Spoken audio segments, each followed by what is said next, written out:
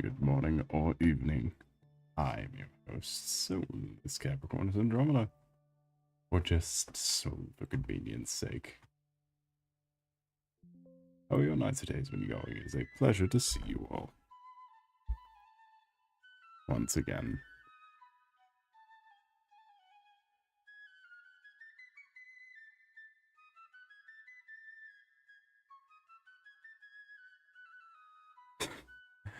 That is good. How about you? Oh boy, we'll get into that. Anyway, welcome in, Blue Phantom. How's your night today been going? It's a pleasure to see you. I like the avatar change. Thank you. We can do all sorts of things. And it has a nose. And if you ever get bored of me yapping, you can just stare into the ears for a little bit.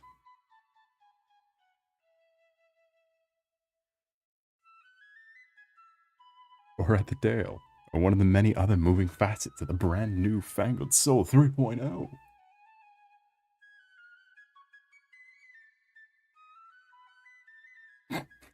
You've come a long way. Yes, I used to not have a nose, and now I have a nose.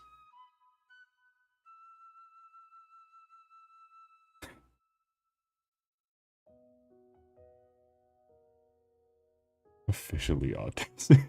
It's canon, Chad, it's canon. Canon.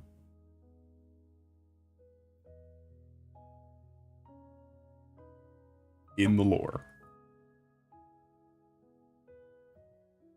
Hot tips announcement. Yeah. it's almost it's almost as impactful as the Hollow Stars' shutting down announcement. You guys see that? Hololive's male VTubers are all being fired. Technically. All the money their channel makes still goes to Hololive, but other than that, they're fired. So that's cool. Not really, but you know, it's interesting that for some reason Hololive's the only company that hasn't been able to make male VTubers work. Niji Sanji had to fire all their girls because the guys are the ones making the money. Fucking Nux Taku was more popular than any of the Hollow Stars. I don't know how you fumble the bag that hard. You get fucking mogged by the faithful sheriff. Get my little glasses on here.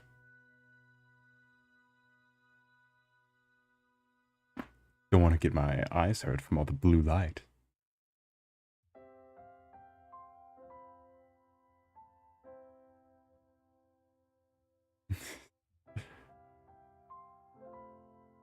I should have made blue light glasses for this bottle.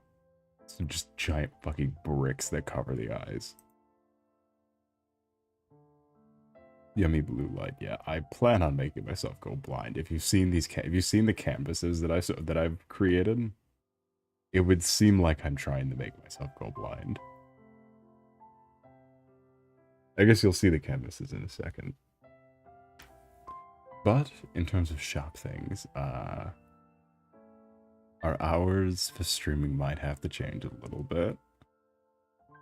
Because in a few hours, I have to go back to work. Because, as someone put it, gotta get that bag. It's more like I gotta get the buy.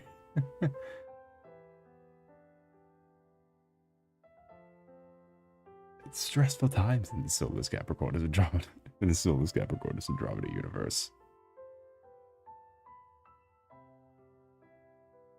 Sorry, no, you're fine. I just thought it sounded funny. They gotta get the bag, gotta get by. Just the yeah, it's not good. But what can you do? Nowhere's hiring. Especially for someone who hasn't gotten the degree yet.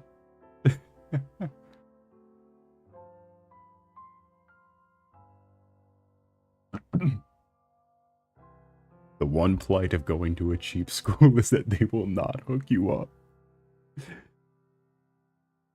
Yeah, the cheap school might be good for us peasant folk, but they do not hook you up.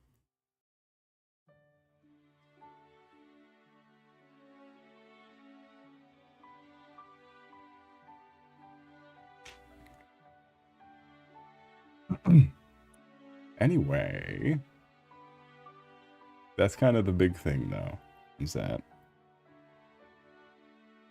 we gotta go a little bit crazy because it's a hard knock life for Solace, Capricornus, and Andromeda.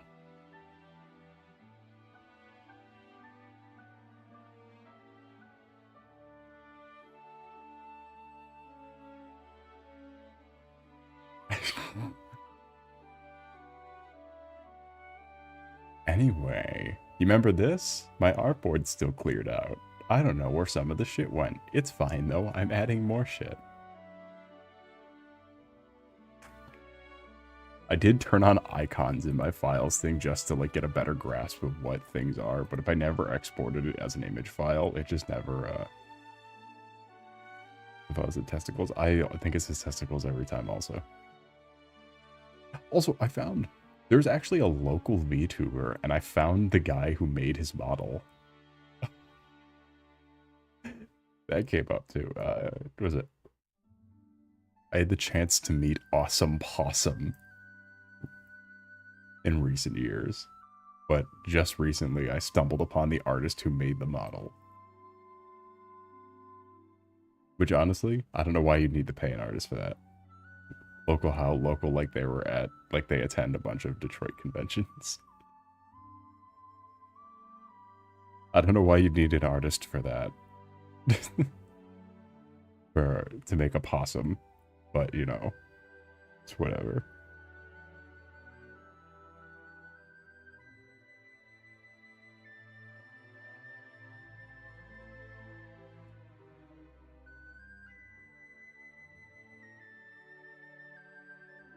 Where am I seeing this? What are the two different versions of my files? What is happening? They're actually just a possum. Yeah. What is this? Chad, I'm scared.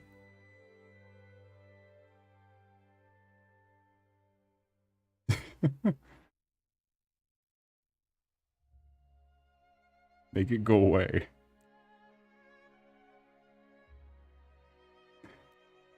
Mods, make it leave.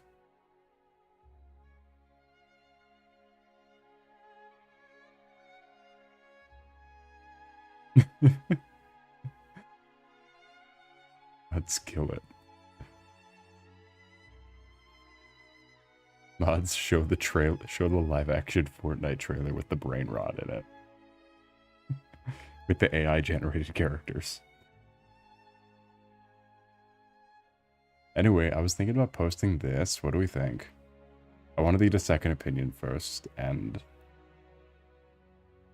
I don't have friends. It needs more, right? Like, it needs a bit of oomph, and I don't know how to make it have that.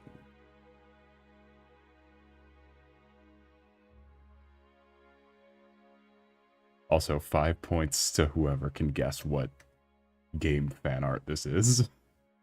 Because I have no creative bone in my body and must always make fan art.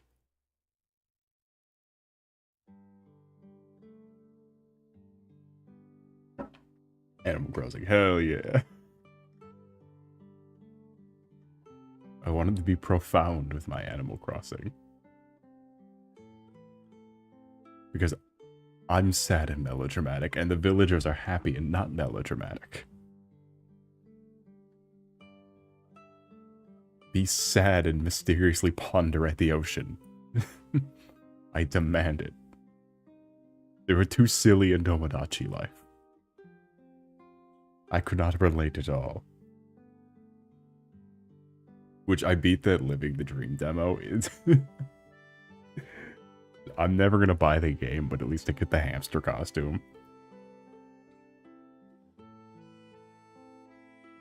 I can use this segue into my next subject, which is going to be probably something to do with what we're drawing.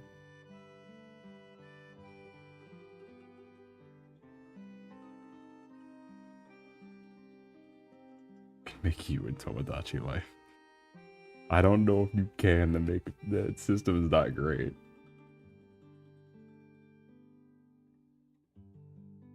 Because I only know two characters, Nico One Shot and Ori and the Blind Forest. I had to come up with a third character.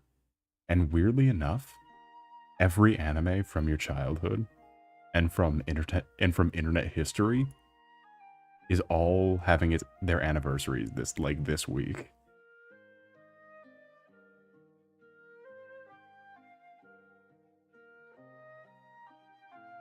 Like every single early internet anime of your childhood is having an anniversary this week. Why this week? I don't know, but apparently in this week, Melancholy of Haruha, Lucky Star, Heian, Nichijou? How do you say that one? You know which one I'm talking about. And then there was one more. Was it? I don't think it was Azumanga Daioh, but it was close to that. They all have come out within this week. Specifically for the Melancholy of Haruha, that it's 20 years now. Which is upsetting. Upsetting that it's so old is what I mean. Because guess what fucking song is still in my playlist? God knows is still in my playlist. Chat, I'm old. Hello, welcome in, Vincent. Yeah, I was gonna have to keep going.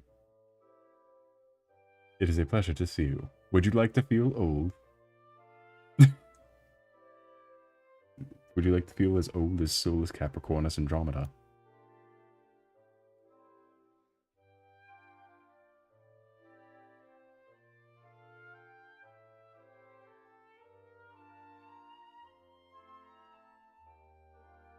The signature works better if you get it all in one go.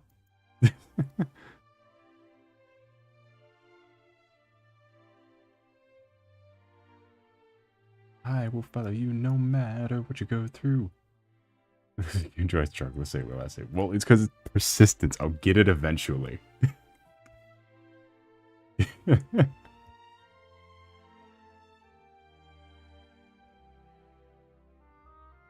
I hate this because my model's so awesome. You can see my mouth moving as I'm trying to silently read it out loud.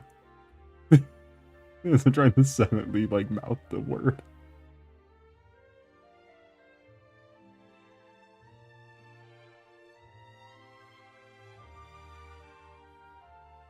It is Yamamoto. I keep correcting myself and not saying it.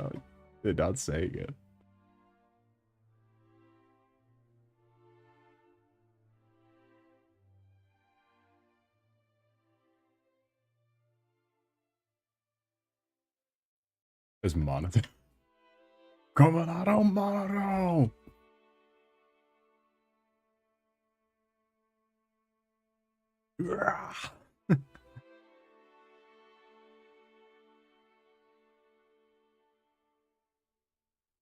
What are the... It was... Okay, let's see. Lucky... Because it's... Kaon, Lucky Star, Melancholy, Nichijou.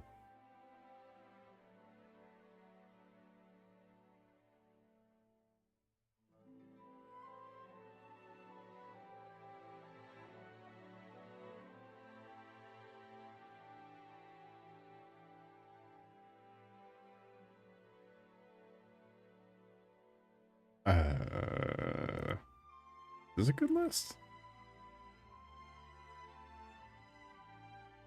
This is a bad. This is a bad list. This is a stupid list.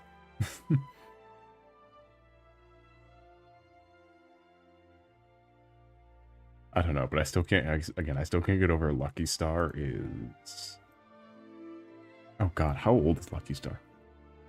But Melancholy Haru is 20 years old. Chat. Okay, 18 years old seems to be. Now, I don't want the characters' ages, which is concerning that that's what comes up before. When you look up the name of the anime, it comes up with the characters' ages before the show's age. That's unfortunate. However, it appears to be 18 years. 15th anniversary in April 2022.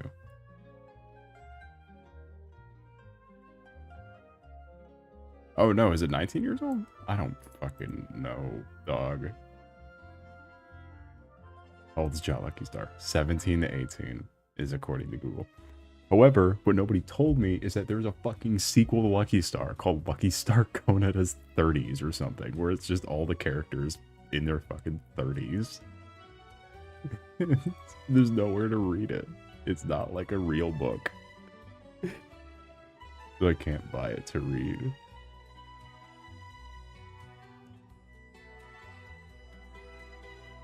I wanna read Moe, but all the characters are 1,000 times older. It's a great sequel. I know. the one of the OG high school Moes, but all the characters are in their fucking 30s.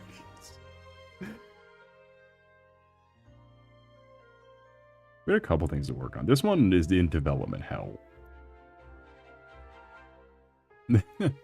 I've been undoing and redoing parts of this one forever. It's just because I like the way the mountain looked.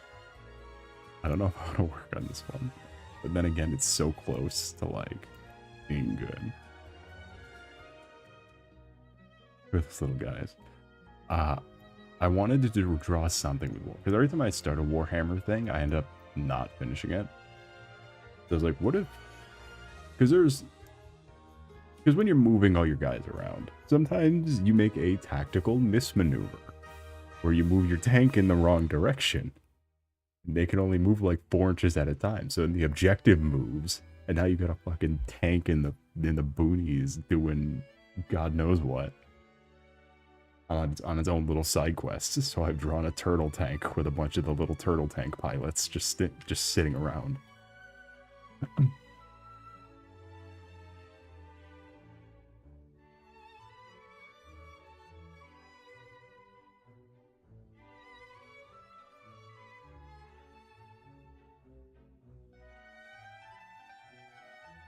You'd have to paint more. Nice.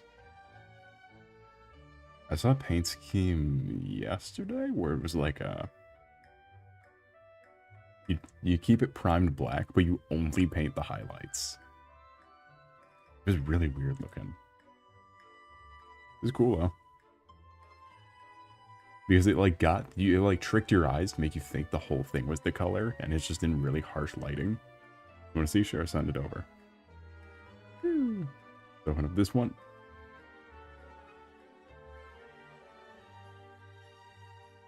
What I meant by blue light. Open up this one because I'm still screwing around.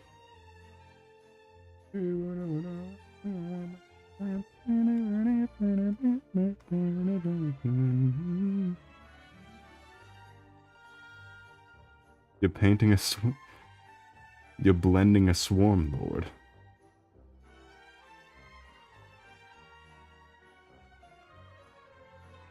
As we learned last time, it wasn't a hive tyrant like I thought. No, it must be a grounded. Look, I'm just gonna Google that real quick.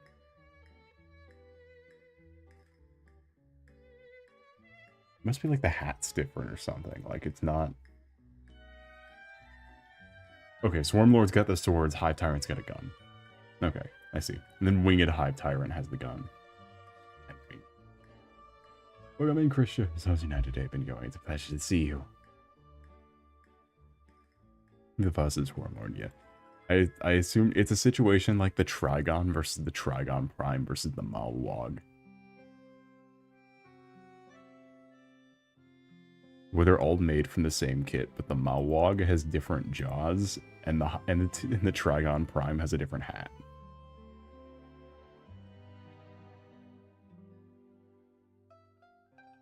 And the Malwogs just suck ass.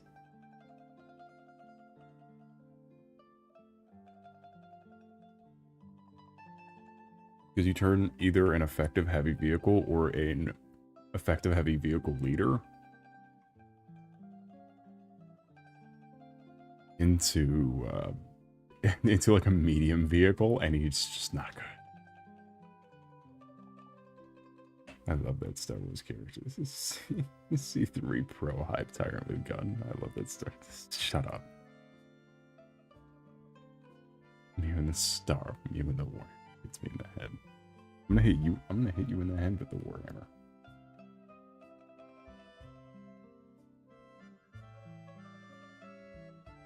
I watched insert. I watched title card earlier.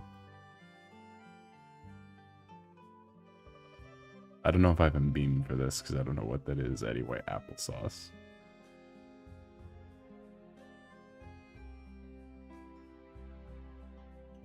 This is my art.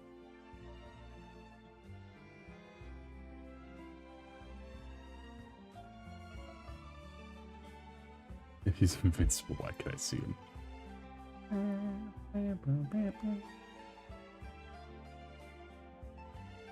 I love seeing see, I'm now super vigilant when something is adapting and then it pivots from the source material because of how fucking fed up I was with B-Stars. So I think it's hilarious that Invincible is doing the same sort of thing. We're just hard pivots away from the source material at times.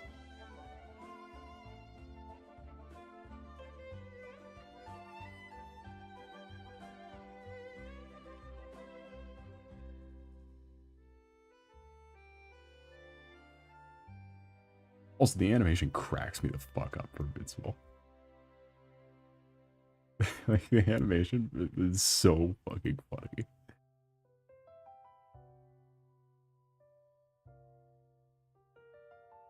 Motherfucker.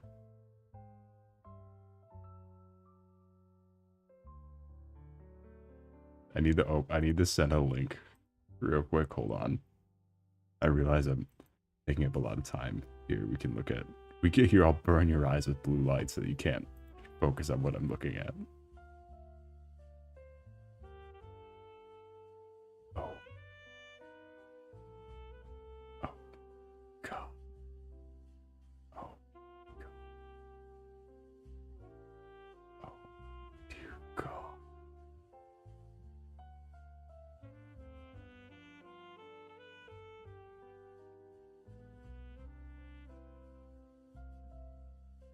Do not go to the wet. I could not believe that's real. No. I know you're a fan of it, Autotune. Yo, I love that guy. Do not Google FortniteItemShop.com in accordance to this link I've just been sent. I'm not going to put it on the screen for the sake of your eyes. You can put it on your screen. I'm going to keep on doing wholesome things like Animal Crossing.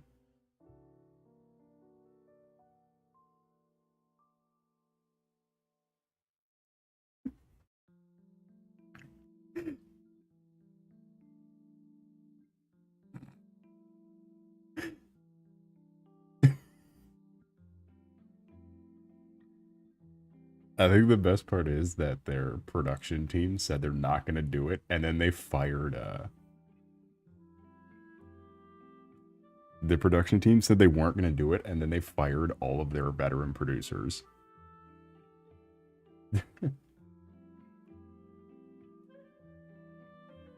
Like, they fired the dude who made the mascot for the game. And then they're doing it again. They're doing this. And it's like, God. What do you mean? The Stonks guy is old. That's old news. That's old money.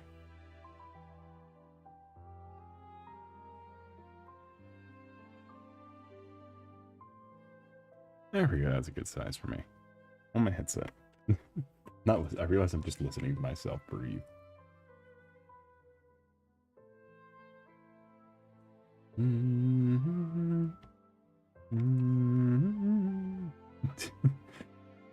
can play as... Oh, By the way, Tato is still not in the game yet. By the way, there's still no Tato.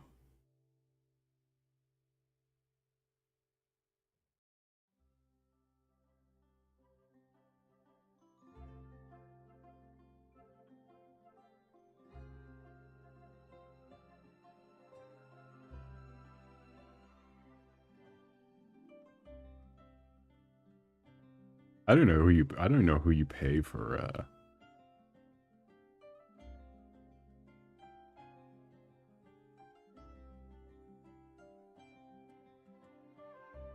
like who gets the money?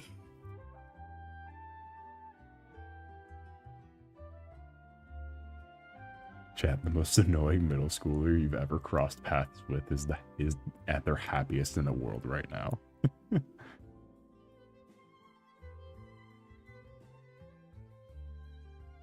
The Starbucks, look, you will never see a happier Starbucks iPad baby than tomorrow.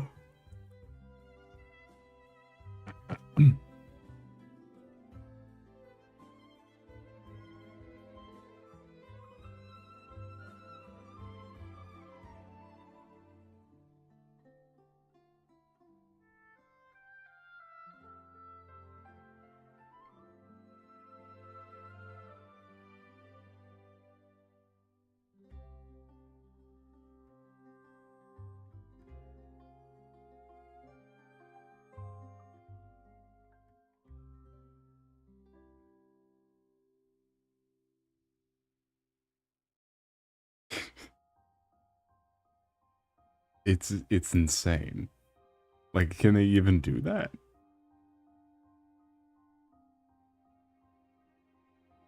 Also, I think the only reason they put in, I don't think we're getting Gigi Murray. The only reason they put in Suisse is because Suisse owns her own IP. Like, Suisse is not a Hololive creation. Alright, let's work on the blue light nightmare so we can clear out one of these two blue light drawings. I have a second one also. Would you like to see my second blue light drawing? This is the original blue light drawing. Where's my other blue light drawing?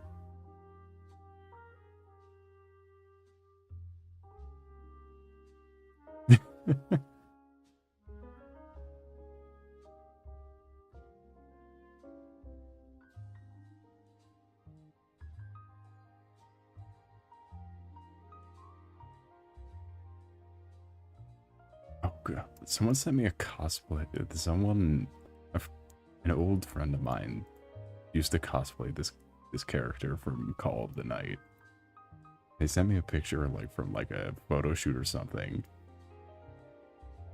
But like it was too suspicious. And when you squint your eyes, you realize she was like 3 feet tall. And I don't know, something about drawing the character that is reminding me of that. The last time I thought about this character was when like a 3 foot tall friend of mine cosplay.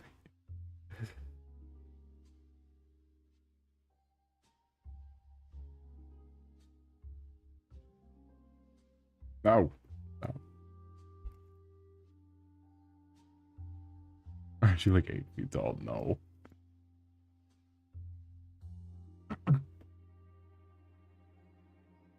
God, I had so many like work in progresses for this one. Like I just could not decide on anything.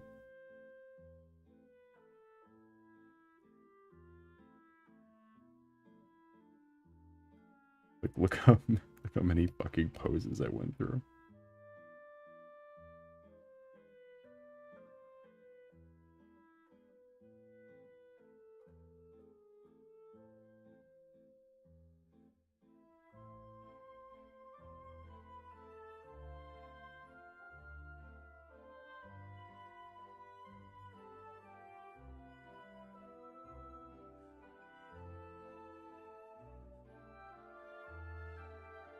The thing is, when 10 feet, you way too tall. No.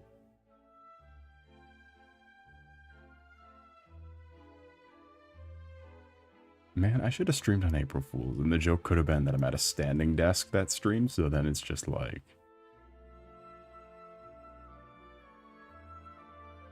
It would just be it would just be this the whole time.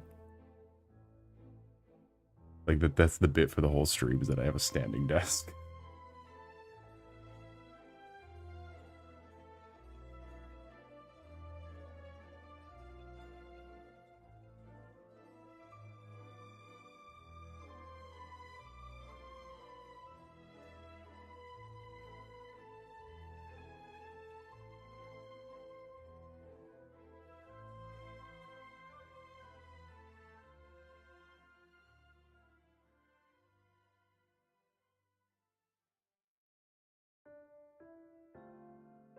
Welcome in, Brooklyn Nines. I was not today been going. It's a pleasure to see you.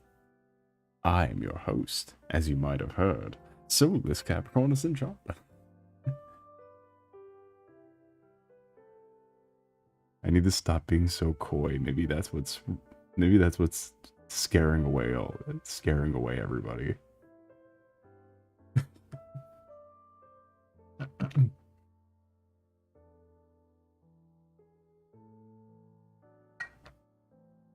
Because whistle, you'd have to wear stilts.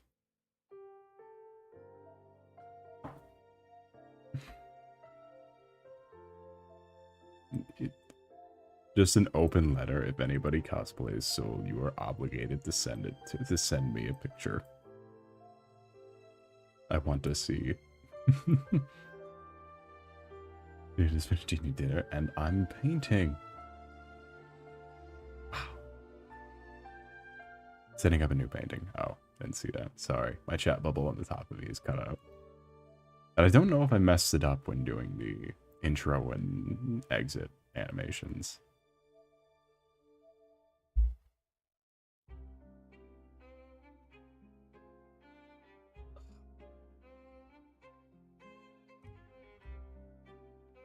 I will follow you no matter what you do.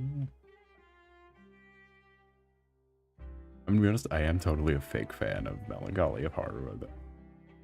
A total LARPer, as the kids say these days. Because I only initially heard about it because Haru is a side character in the second season of Lucky Star. Like, she's just there, fully voice acted, with ample amount of scenage, and then they perform the opening, just in a random episode.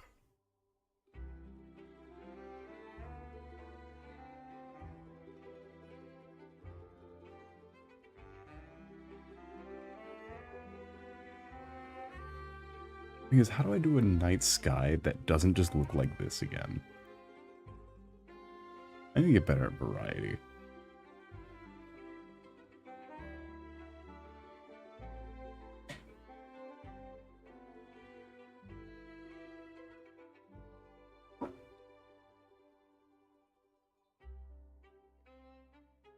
We didn't get any snow till April. Hold on now. We still have the end of April for snow. Hold on.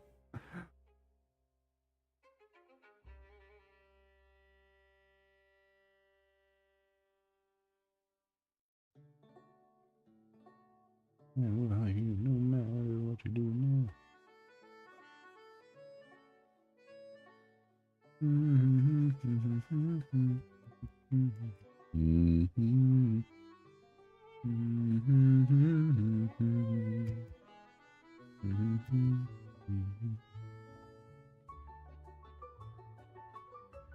Is it from Detroit? Yeah.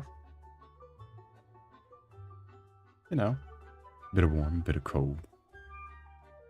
Especially in the earliest mornings. That might just be the fact that I'm not a morning person, though, and I'm now obligated to, like, get up at 5 in the morning. Or, like, 5 in the morning on the latest.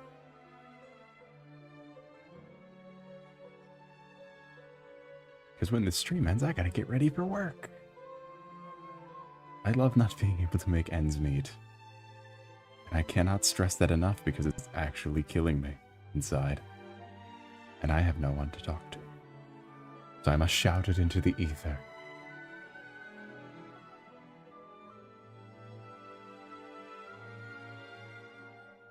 Shite.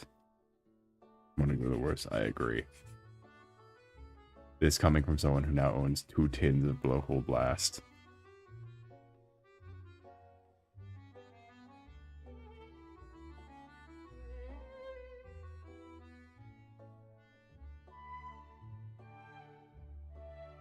I realized Blowhole Blast, they sent me a I guarantee you one of these days I'm going to pull multiple all-nighters for work. There's no way I can keep it up. Because I really have to fucking, like, make sure that I am in the worst possible sleep if I want to sleep before,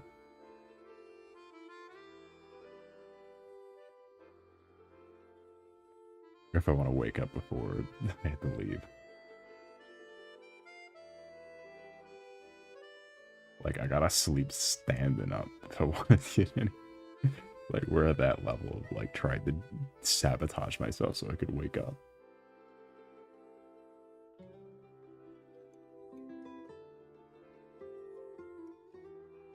How long is work up to stream? It's only a couple of hours. It's a few hours shorter than my last position.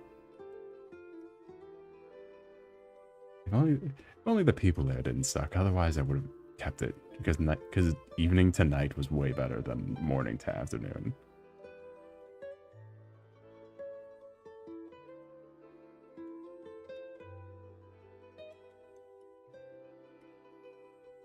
And now there are no jobs.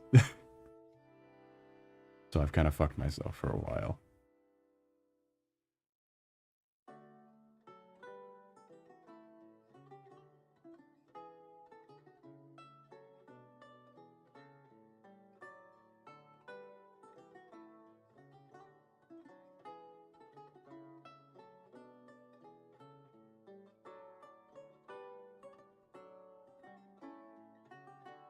By the way, if you're wondering what I'm doing, I'm dreaming. Hopefully this will work out.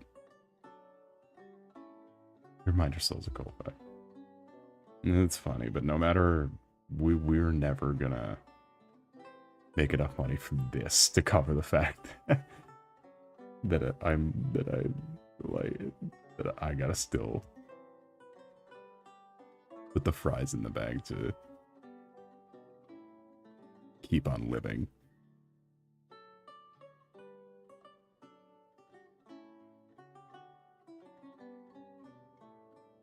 Stay for a minute. No, right. Hi and bye. Surely not. It's a pleasure to see you. I'm sure you know the spiel. Surely not. You know the spiel by now. There's no point in reiterating.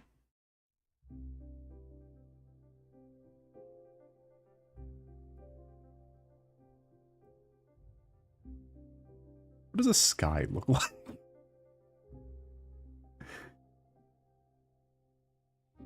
Let me use the reference real quick.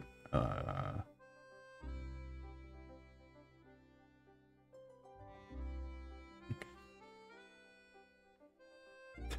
never been outside.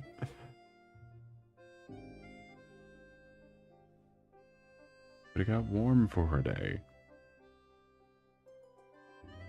Also, chat, I'm gonna be so for real. If you can get a forklift license, that opens up so many doors for you. Do not do what I did and get a different license. And get a hazardous material license. Get a forklift license if you can. You do not need a hazardous material license.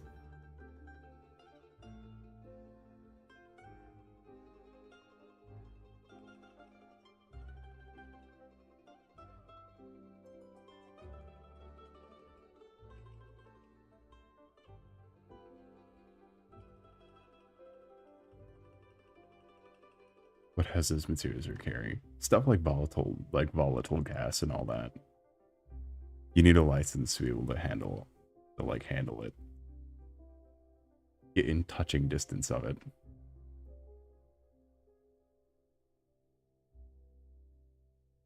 I mean, you can still write it down in your resume.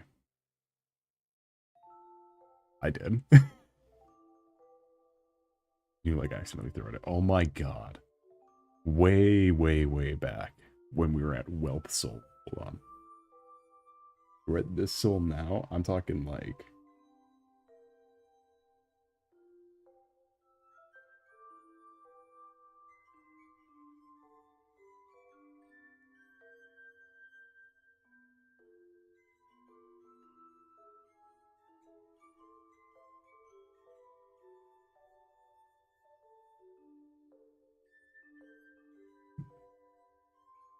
Did you chemically burn a person? I chemically burned myself a few times.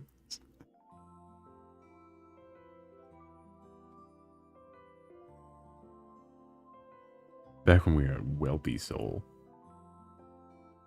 In the training, the old motherfucker who was teaching me how to use the heavy duty hoses was like, all right, so let me tell you this. Sometimes you gotta let out a little bit of steam, all right? And then in this filled parking lot, turns the fucking hose into a Mr. Freeze gun.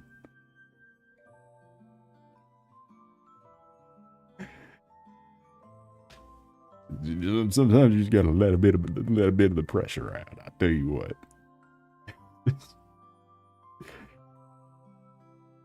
This fucking allow me to break the ice, looking motherfucker.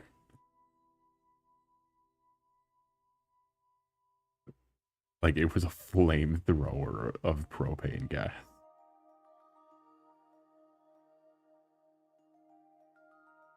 By the way, if it touches you, it burns your skin off. Did I mention that? I think I streamed once with my hand roasted.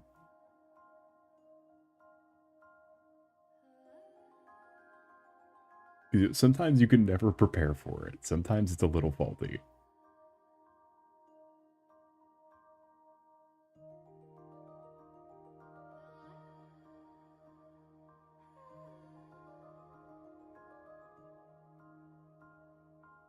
They just comes to a full bucket. Look, I don't think in that position the entirety of the time I was working there, which was about from 20 subscribers to 470. I don't think in the entire time we ever passed a safety regulation.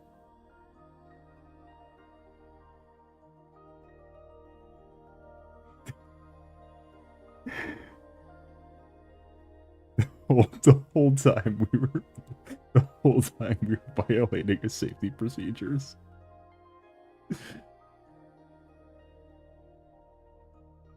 We were very popular though, because it turns out when you can pass out dangerous gas below the books, people like when you give them stuff. How many OSHA violations? We don't need to talk about that. That was genuinely a thing.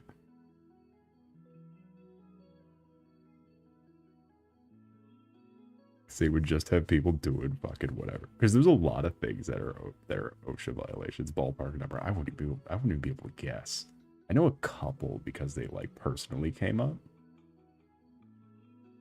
Especially ones we didn't get caught with.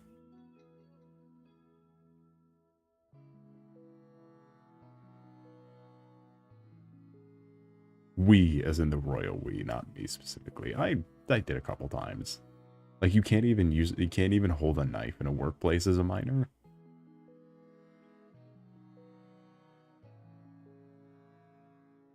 So obviously, like that one gets broken all the time.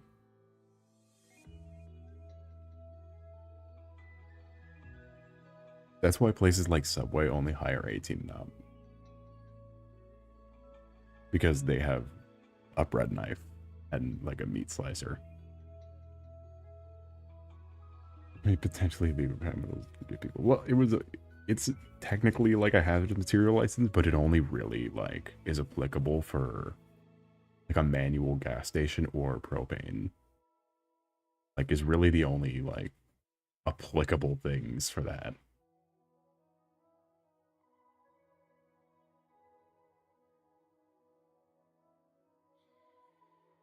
Also, a minor can't touch that too. That's another thing that was definitely another rule that was broken. So not like side note or something. No, where do you think I worked?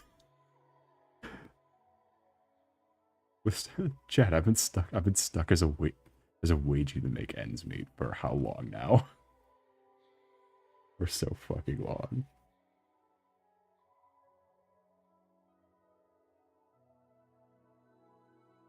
Why do you think I'm so depressed all the time?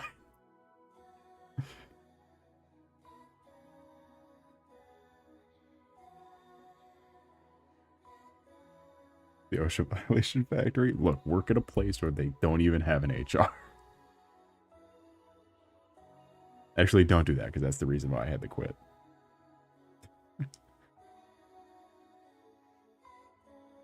This is new lore. Yeah, because now I feel more comfortable talking about it since I'm not there anymore. I didn't have to be there anymore, so I don't have to be there anymore.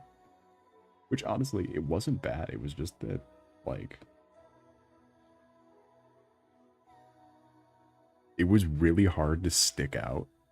To stick it out when... Like, the position... When it's the rough spot of, like, the position is good. But none of the other parts are. Like, the work was easy, the hours were great, and the hours per shift were fine. They're fine. But everything else was working directly against you. So this is kind of like the hard decision you have to cut.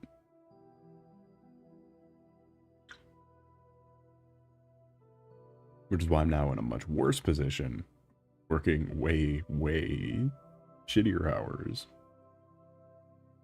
At a place that hopefully won't fuck me for...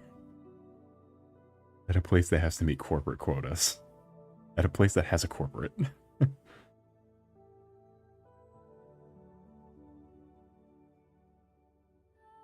However, I now perpetually smell like a pastry. Which sugar upsets my stomach, so...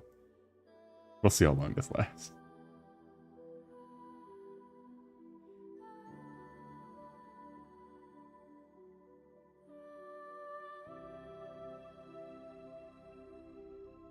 Working at the bagel factory. Not working at the bagel factory.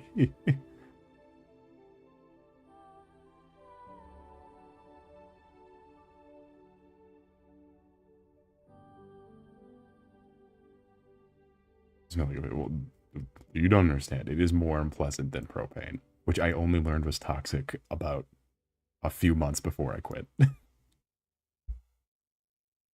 They have you breathing in that shit so much. Like, I'd be smelling it for days.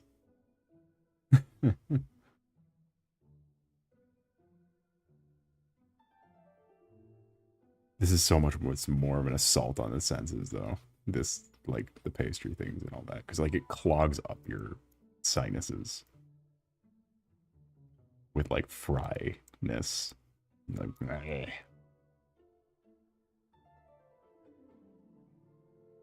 The bakery, no. More wagey. I'm currently positioned at effectively, like, not quite a... I'm not gonna say, obviously. But, like, not quite a Starbucks.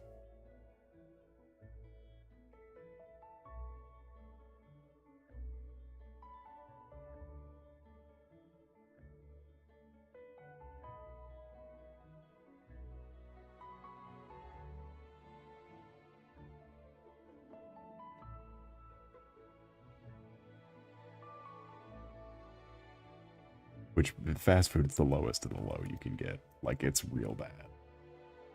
Like, you go in knowing you're probably gonna off yourself in a fryer.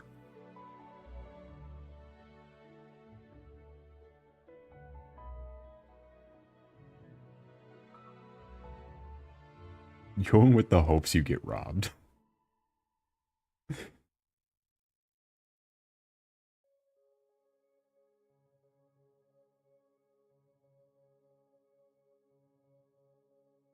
I'm kind of liking the way this is turning out.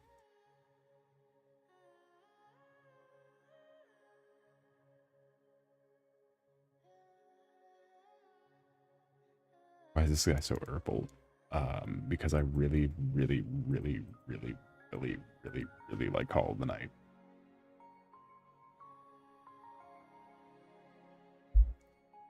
Which apparently is getting a new book soon. That's a one-shot that covers the time period of the time skip in the end. God, Call of the Night is so good, Chad. If you ever get the opportunity to read Call of the Night, there's a couple rough elements to it.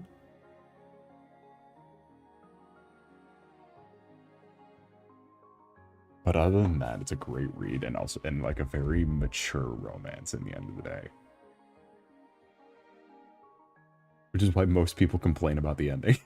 because it's like kind of mature. Or like it's not like adult, but like mature. I can't read. Is the anime good? I wouldn't know. It only streams on High Dive.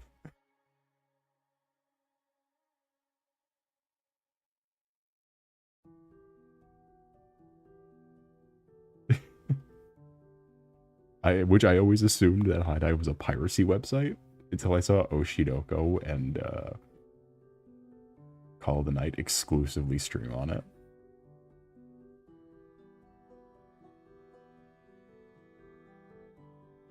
Like, it looks like you're gonna get a million viruses signing up for High Dive. It's mature as in it's, like, unusually healthy. Like, it's like they did, like, don't go in it expecting, like, the proper conclusion of, like, a standard romance. You go into it knowing that these characters are not good for each other.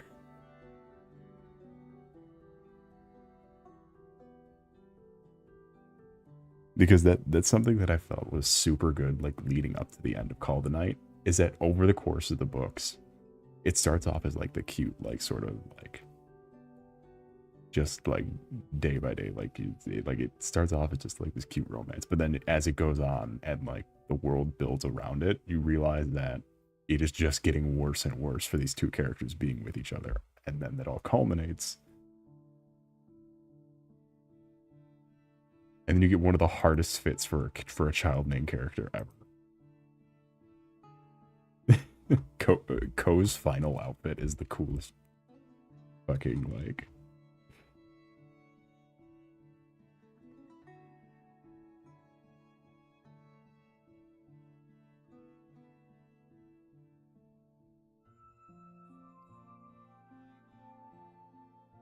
I don't have an image of it that isn't the fucking last page.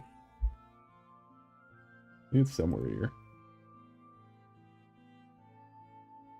Where he's got Kyoko's coat. And her hairstyle. He just really apes all of the things that makes Kyoko's design really good. Which Kyoko's also a great villain too. Especially with the just her, because she's like the overt villain early on. He's pretending to be able to.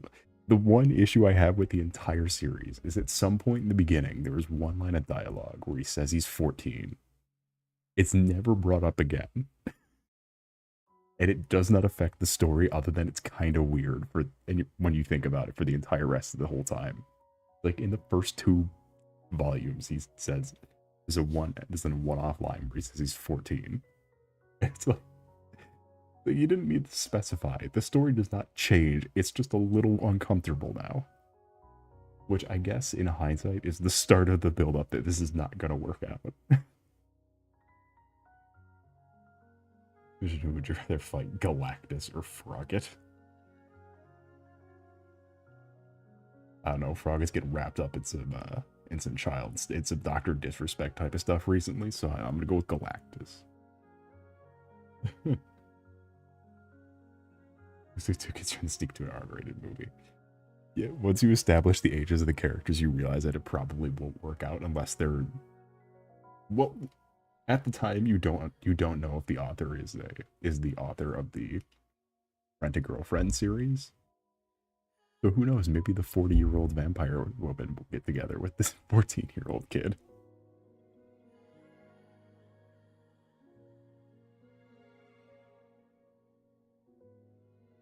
Yeah, but it's one of the volumes that I collected a lot of. It was called, and I got the full set, I mean. And it's so cool and energetic. There was a lot, and all the panels are just super, let's see, where's one where it's just like this one gets me every time, like seeing how fucking energetic, like, a lot of the series is drawn.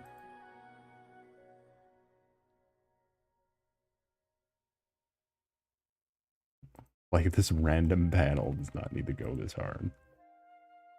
To be fair, I think this was the end of a chapter panel, so maybe it did, but... And for a lot of it, the author references real locations, too. So, like, the entire... They had to stop doing it, because that's, like... That's a little weird. You don't want to Pokemon Go your book where people are just investigating real locations. But like the first season of the show, you can go to all the locations in the season.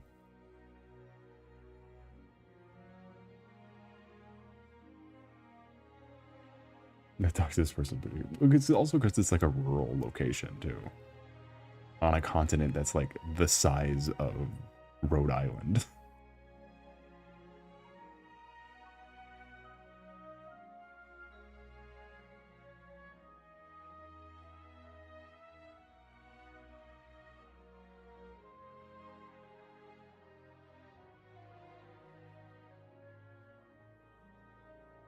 I should have said spoilers or something. It's whatever. It's whatever now. I still think it's a good read, regardless of if you know how it goes or not. I guess regardless of if you know some of where it like ends up being.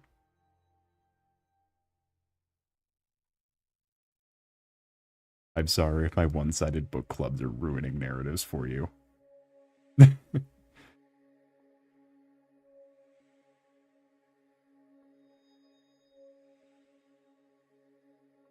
You can find more anime to watch. Well, might I recommend?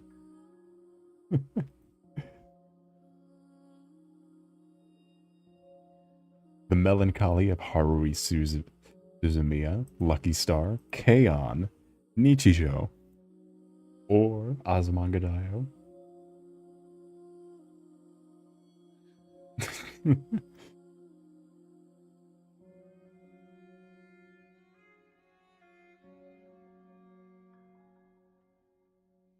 Watch the Octonauts again.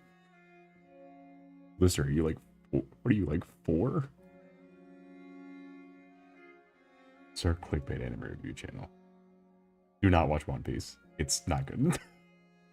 I will die on the hill that One Piece is not very good.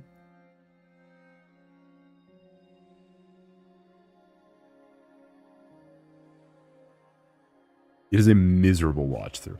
There are more episodes than there are chapters. It is a miserable experience. I don't even know how you have worse pacing.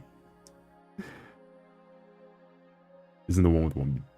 Yeah, there's like 1,300 chapters and 1,400 episodes somehow. And it's like halfway done.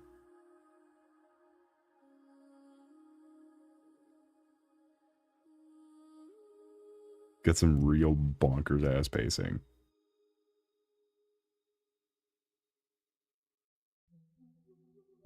My favorite explanation of why it's like that is there's a video called Dark Souls. If it was Dark Souls, it was written by Oda, who's the guy who does One Piece, and it's just the guy walks up to the fog door, clicks A on the fog door. It cuts to him walking up to the fog door again, clicking on the fog door. It pans 18 times around the fog door. It then cuts to a different scene where he's talking to Andre. It then cuts back to him walking through the fog door, and then it plays the episode end theme.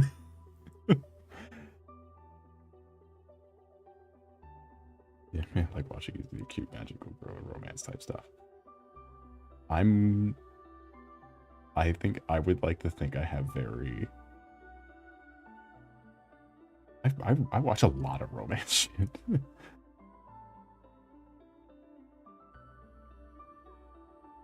Or incredibly dark. Have you ever heard of Madoka Magica? It's a very invincible take on magical girls, if that means anything.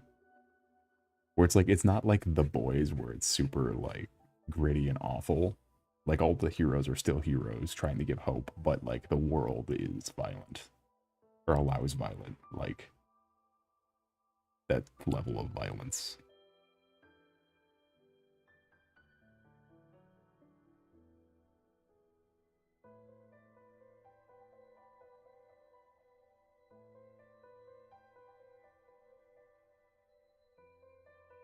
That was cool. I guarantee you've seen it, because it's one of those ones that, like, one of those quintessential ones. It's like the, again, it's like the old Moe stuff, where it's like, the internet has been full of this for, like, 2 decades. Like Toho. Where it's like, no one knows where it really came from. It just appeared it had Game 35 shoved on the internet. Because the amount of Toho games is insane. It even is Toho. It's an on-rails shooter. It's like fucking Galaga. Like, it is the most nothing. This is the weirdest series to have as big of a... It's literally an arcade game that is like hardcore Galaga. But with anime girls and good music.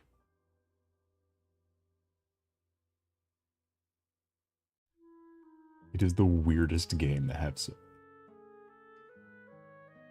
Like, there's the Bad Apple. Yeah, it's not Remilia, Flandre. That's what it was. I was about to say, is Remilia Scarlet? No. Remilia Scarlet? No. It's Flandre.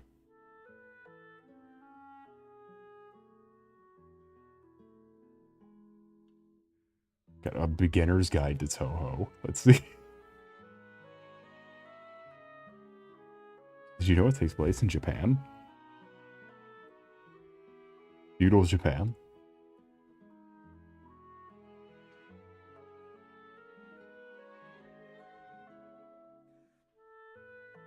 Getting a game. This guide is empty. You can play. Fan games are a million times easier to get than the actual Toho games. It's really funny. What do you mean this anime takes place in Japan? Anime Japan.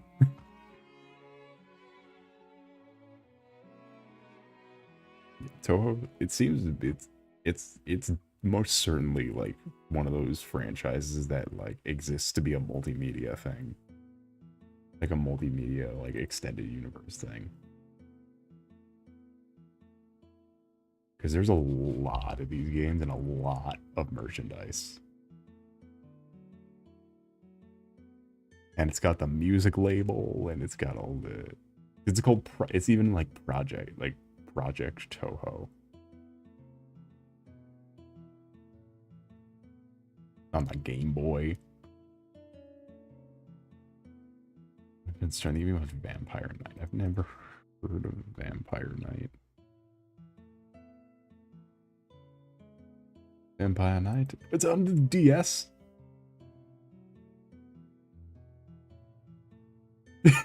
You can play Vampire Knight on the DS.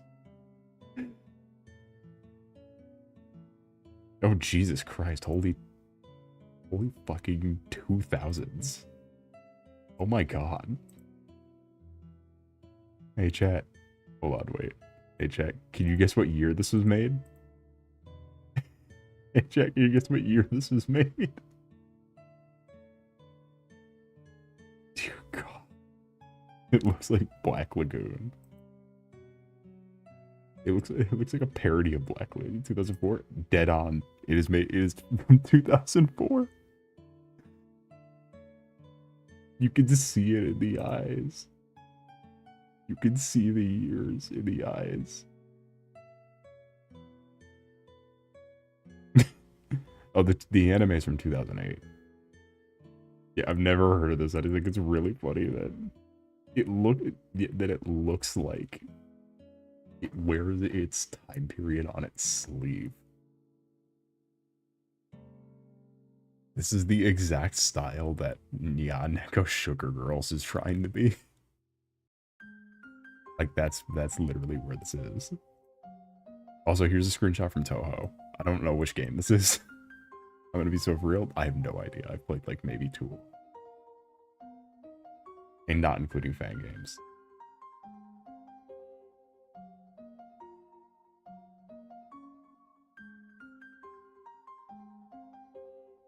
Terraria Calamity boss. Well, Terraria and Terraria Calamity was literally takes a lot from Toho.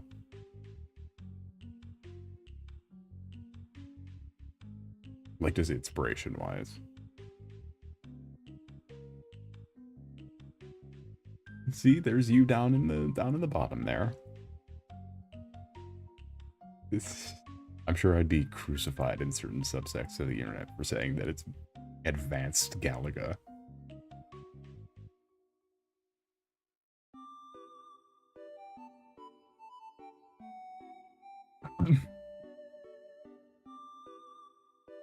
I don't think it's a bullet hell anymore. It's the bullet abyss.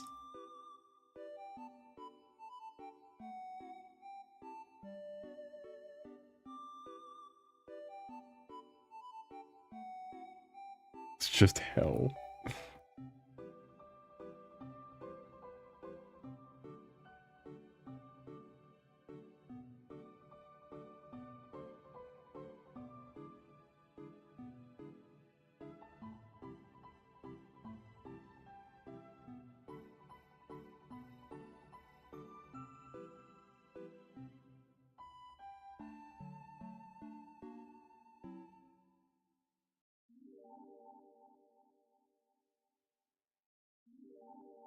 Dude, I finally picked up and kept and started reading again, The Ancient Magus Bride.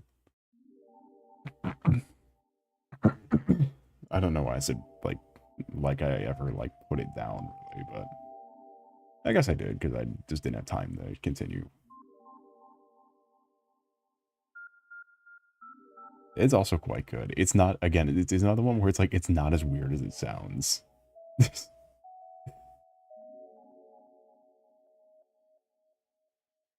What's it about? It's not actually like another one where a really old guy gets married to a really young girl. It's not weird. It's not actually like that. There's a gag line later where the ancient magus does not know what marriage is or a bride. He assumes it's 2 people who live in the same house. Trust me, it's not that weird. They're not actually dating. That's the part that like gets misconstrued, is it's not like weird like that. It is much more. It's kind of like Violet Evergarden in a way, where it kind of pivots back and forth between how the book portrayed Violet and Gilbert versus how the anime portrayed Violet and Gilbert. And why does it have bride? Because it's like one of I don't know, because it is at the end of the day a love story, but it's not. It's more of like a mentor apprentice relationship. There's not. It is hard to say that they have like an intimate relationship. It's extremely difficult.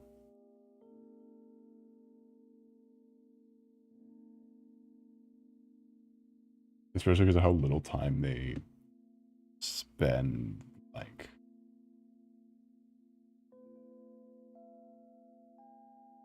I have 2 Magus Bride posters, actually. Actually, they don't sell the merch for it anymore. I did almost buy the Switch visual novel, but all the tariffs hit, and it was like, man, I don't want to. So here's it. I like it. His Magus Mage, yeah. So the premise or like the establishment is that the first episode of the anime is actually free on YouTube. In both dub and sub if you want to like get the grounds. But it's Chisei Hattori who with no money, no family, with no money and abandoned family and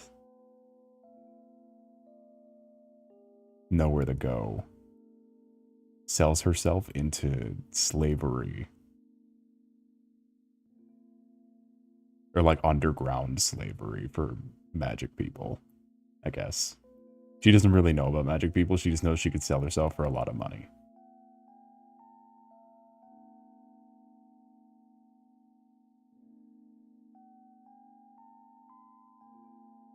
And so, however, our Magus here buys her off the floor and attempts to make her his apprentice because she's special. As in, her body will collapse because of the amount of magic it has. So, it's a race against time of trying to cure her death-defyness with a Magus. His name is Elias. Elias realizes that he wants an apprentice. He wants this child to succeed him. She's less of a child than Ko Yamori from All the Night. However, he's like 300 years old. He's not like, he's old as shit. He's not like.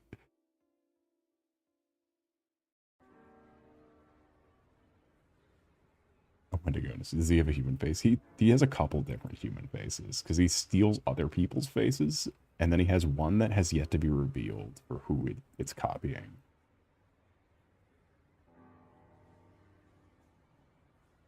But at least the manga there's an interesting, like, not very, I guess, traditionally pretty art style. Like, it's completely devoid of like the big eyes and like the sharp sort of faces.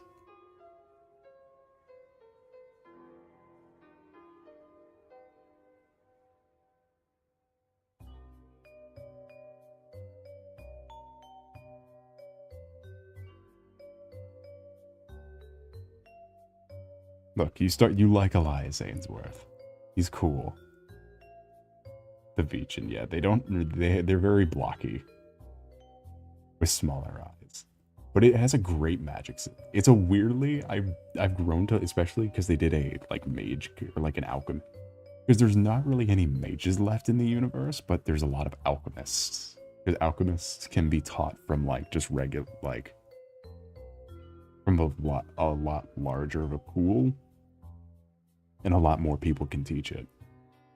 So there's like an alchemist college arc where they show like the magic system gets very interesting because they can't just cast shit. It's got to be like a weird, like, especially for like Chisei and mages where they like have to make a deal with this creature and then it does this thing and then they got to like try and work around it. Or then you get to the alchemists where it's like, okay, I've made a vial. You have to be running at this, you have to break it at this velocity while thinking about this, and then it will turn into that, and then you can use it for this amount of time. Like, it's a lot of like weird stipulation shit. So even when you get to like, you have characters like Elias, and then one of them, like the first big villain, they're probably two of the strongest characters in like, they're like, it's like the Beerus thing in Dragon Ball, but power isn't like a ladder structure. So you can believe them both to be in an encounter and not ruin all the stakes of the fight.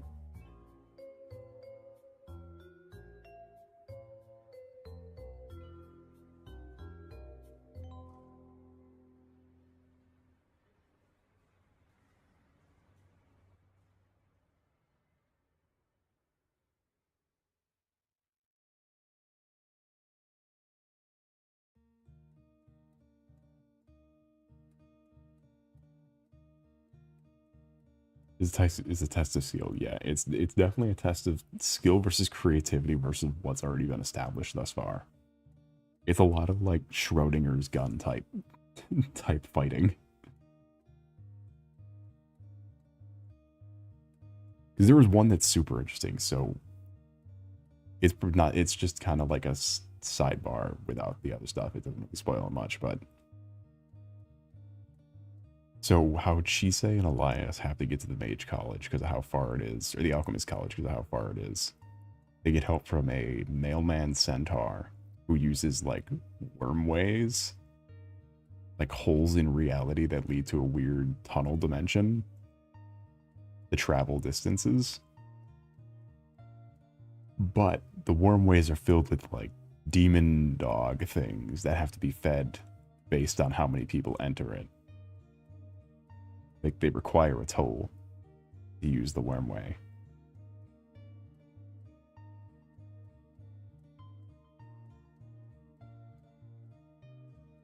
So later on, there's a fight where Chise's stuck trying to fight alone against two like wolf tyrant people. And so what she does is, as a last resort, she takes him into the wormways, where she already paid the toll earlier in the book. So they let her pass, but then the demon dogs just fucking rip into the wolves. And it's a lot of shit like that.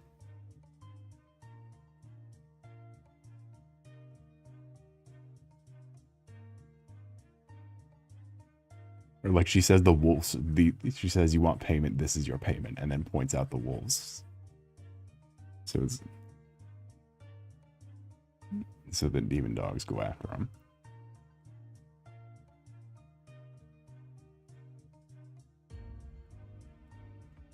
It's weird to like describe something like that because it's like, yeah, obviously the writer wrote it like that, whatever. But it's still fascinating nonetheless.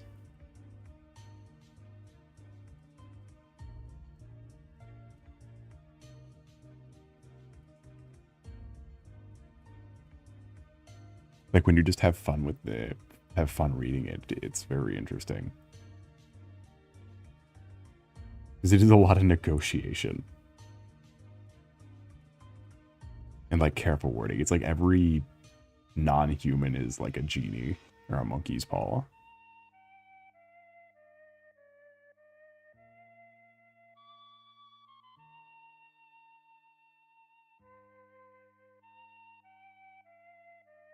Yeah, the absolute points. The one where she looks like fucking.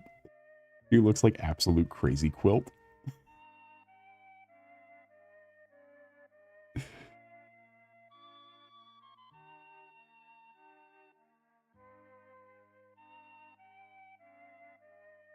I heard the absolute books are incredibly good to jump in on. Ooh, yeah, absolute crazy quilt.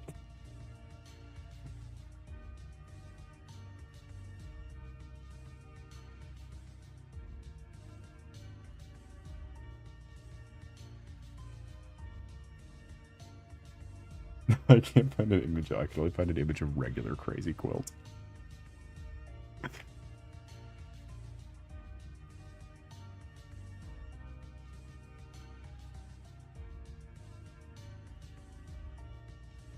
I'm sorry, you can buy an official figure of Crazy Quilt. Are we serious? It's for there's a DC tabletop game where you can play as Crazy Quilt. Holy shit.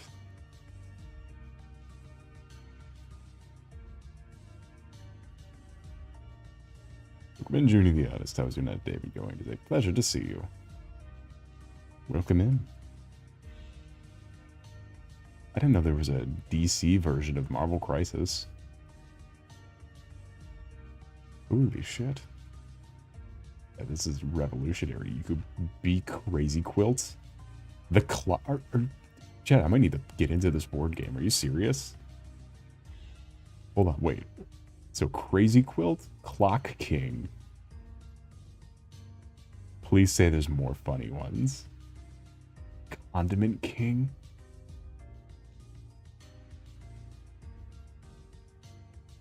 Nah, there's not more funny ones.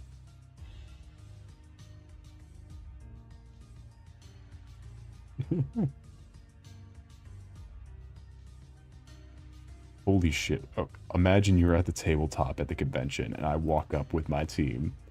Block King, Crazy Quilt, High Seas, Alfred, the Calculator, Calendar Man. Oh, this is awesome. Blackfire's Maiden? I don't think is that a real character? This doesn't seem real. Sorry, I'm getting a little sidetracked just because I don't believe some of this is real. You could be the fucking eraser. Gentleman Ghost. Chat, this is awesome. Surfing Joker? You can be Harvey Dent's wife.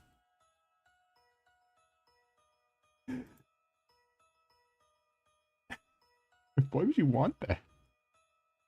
Why did they put fucking Lex Luthor by Harvey Dent's wife? You can be Morgan Freeman from the Dark Knight trilogy. Psycho Pirate? Raptor? Hold on, I'm almost at the last page, don't worry.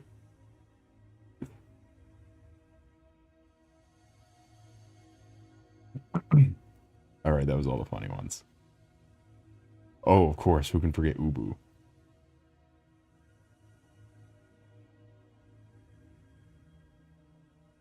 My mouth is burning because I'm eating hot Cheetos, but they're good. Oh god, are they good?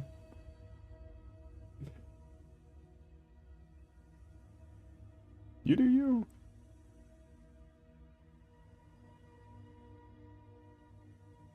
My model can wince at you now.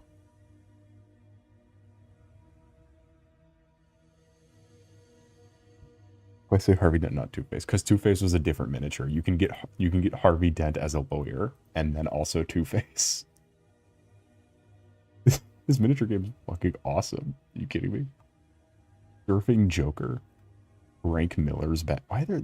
I guess it's specifying it's Batman and DC, the miniature game. I imagine this has to be like Marvel Crisis Protocol. I don't know why you'd want to be anybody else other than Catman and the Calculator and Calendar Man. See, the thing is, there's too many good characters. The Marvel one isn't fun. The Marvel one has all, like, A-listers. What the fuck is Emperor Penguin? Never heard of... Oh, you just be the police? Oh, that's sick.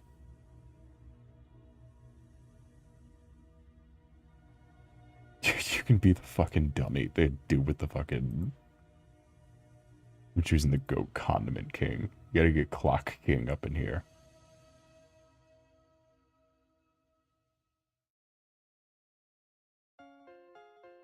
Who the fuck is Signal Man? Who are these characters? This is why we don't read DC. I don't know who the fuck these characters are. I think that's what makes this more funny, is that I have no idea who any of these characters are. Could you be Ezra Miller? Scarface is an option, yes. It's the who's who of Gotham's D-listers. We can put this on the screen real fast. Hold on. I realize I'm... Fuji? Nope. Where's my Google window?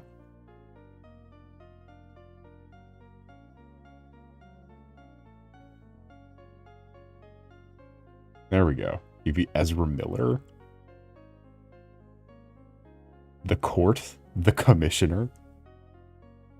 Oh, this is fucking great. Scarecrow's Little Nightmares. What are you gonna do at the table when I pull up with Scarecrow's Little Nightmares? You pay these over. Yeah, that's what these are. Like Signal Man. This is stupid. Why would you want to play a game where you get to be any of these characters? I could be the Joker beating Tim Drake to death. Or beat not Tim Drake, Jason Todd. Sorry. Trust me, I'm not a fraud. The Joker actively beating Jason Todd to death. Why is this so hype? Surfing Joker. Yeah, right here, Harvey Dent and Gilda. Harvey and Gilda Dent. I need to know how this game works. You be the KG Beast. Just stupid.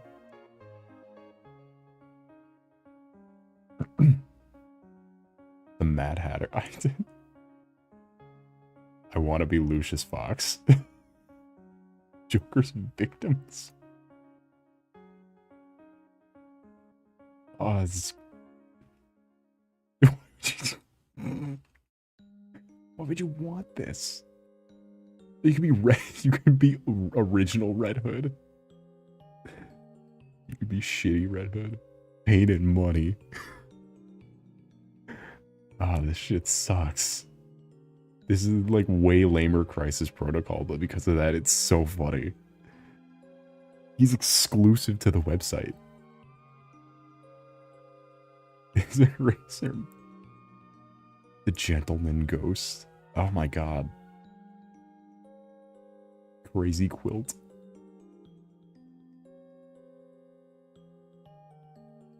Like, why is this ghost so hard?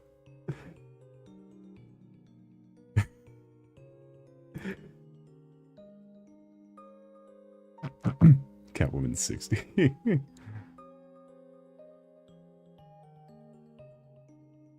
Hell yeah. Yeah, this is like weird. This is like weirdly cool. They know they're not ever gonna beat Crisis Protocol, so just doing weird versions. Like, what the fuck is Bane the Bat? What the fuck is that? Why is he $40? That Oro Crony.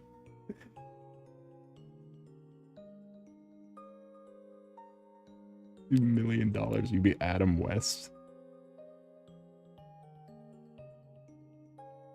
You could be The Rock.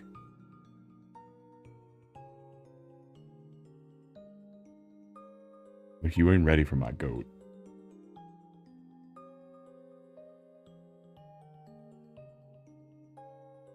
Bane breaking Batman in half. Yeah, where's someone actively... Where's... Well, we already had actively dead Jason Todd.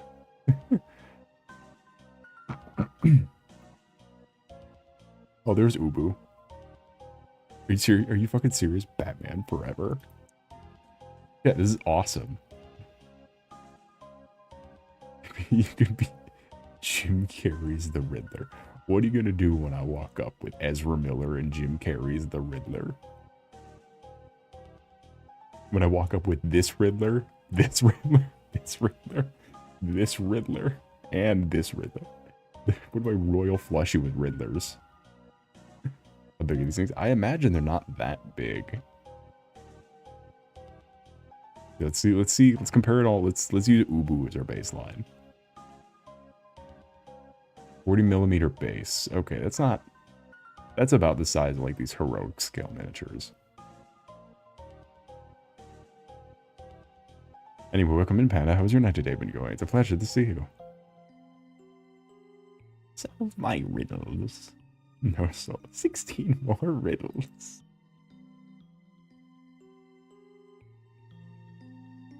Oh, this sucks. Hold on, let me pull up Crisis Protocol. I don't think Crisis Protocol got any more fun.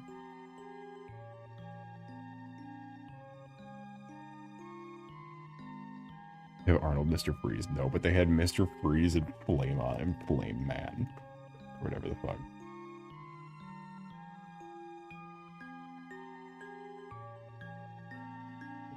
Yeah, Marvel Crisis Protocol is not as fun. I'm not using your cookies.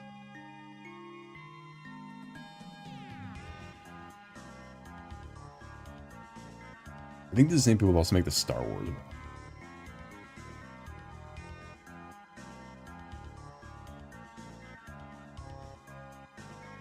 If you play every Riddler, the person you're fighting is required to take a BuzzFeed quiz. I've actually played Marvel Crisis Protocol is the difference here. Like, I know you can play this game. I don't know what the fuck you're doing with crazy quilts. I think the thing is that DC characters are just funnier. Like, these aren't as funny.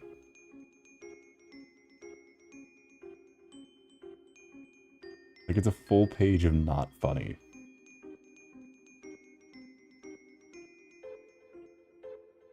Maybe this little, maybe the Warriors 3 are a little funny, but it's not as funny. Dormammu. Actually, no. Yeah, because this one was a lot about team composition.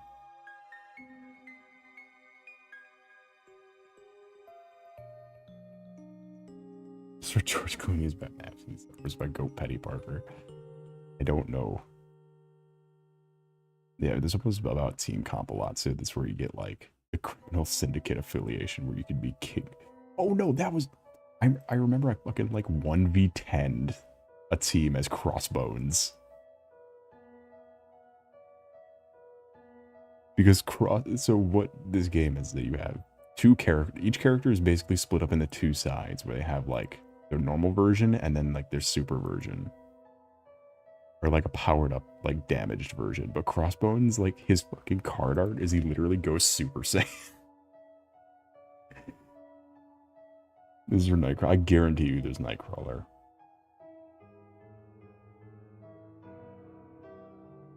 You see. You'll be just Killmonger. You can be Bob, Agent of Hydra. There we go.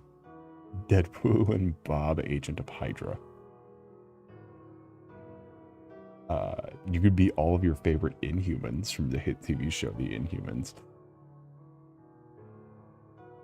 The Amazing Spider-Man is not the same as the other Spider-Man, or the Spider-Man that comes in the starting box. Moon Knight. Mysterio, Movie Carnage. Omega Red.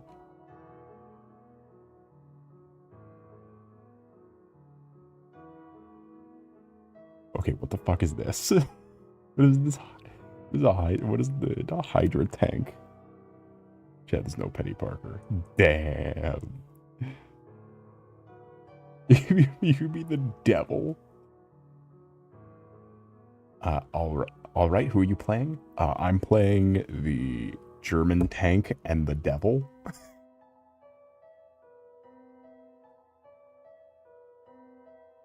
I will be playing Dr. Voodoo, the devil, and the German tank. Does anyone even like Mr. Sinister? I don't know. I don't think so. Who the fuck's Maverick? Oh, there's Nightcrawler. Nightcrawler and Bishop.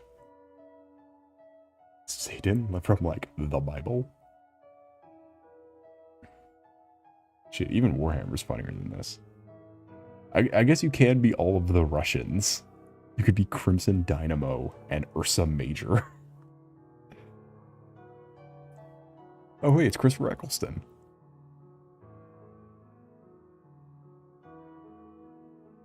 Or are there more pages? Is that fucking Kingpin with a fez? Alright, I will be playing Kingpin and Kingpin with a fez.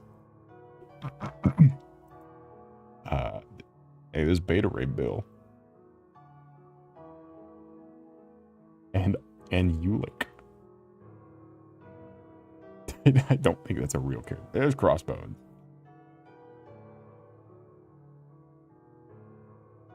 Yeah, why is he... What's dude with the fucking fez?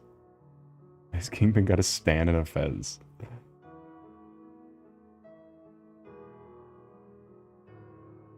Abomination and the Wrecking Crew. Hold on.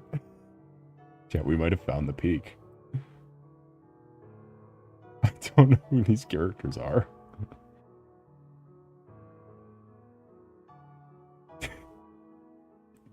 Yo, chat, we might have found our team.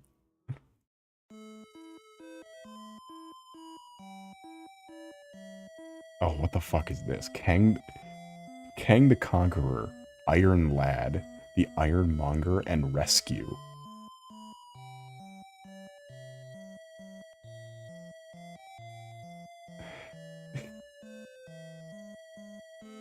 Who?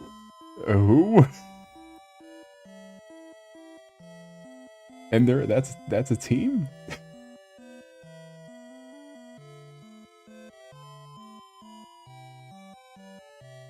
Let's get past the Germans.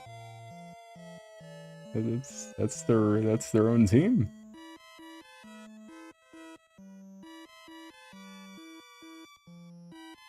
Oh hell yeah, the Inhuman Royal Court. Inhumans. The Monsters Unleashed. Oh, this one might be the funny one. The Mummy, Dracula, a zombie, and a werewolf.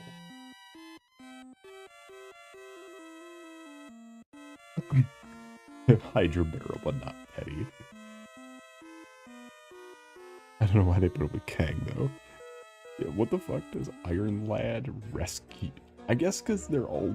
I don't even know why you. I don't know what would make those characters related.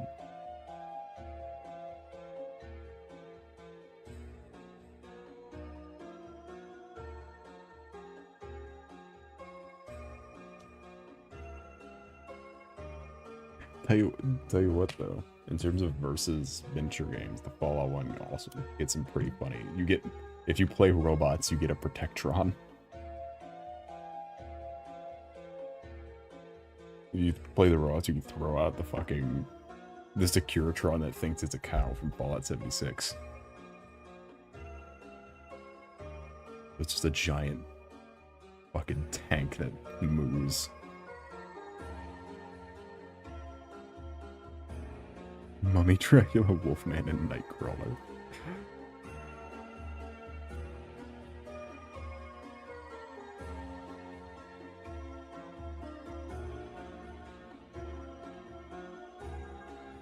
Give me the Devil and Hitler.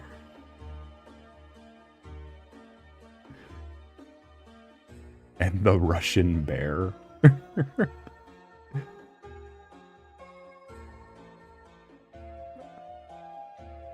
And for my team, historical accuracy attack.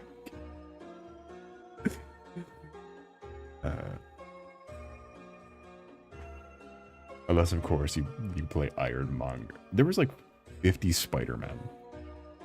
So let's just take a moment to appreciate the fact that like half the website was Spider-Man. Of course, it's literally a bear. I'm sure we could have thought of like better characters though to throw into the board game. Like, you know, like we could have Forget Me Not. I can name funny Marvel characters off the top of my head that would compete with the aura that was that Clock Cake miniature.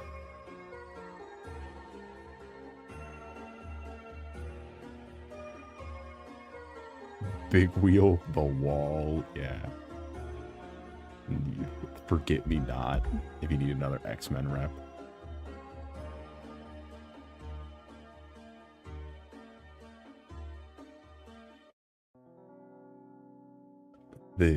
The kid that explodes. What's the name of the X-Men that blows up?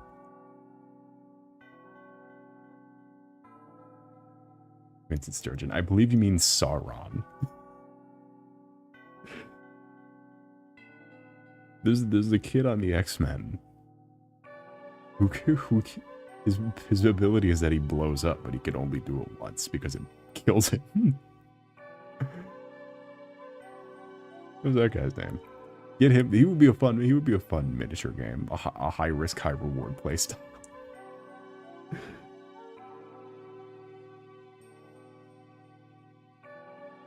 Detonator Man.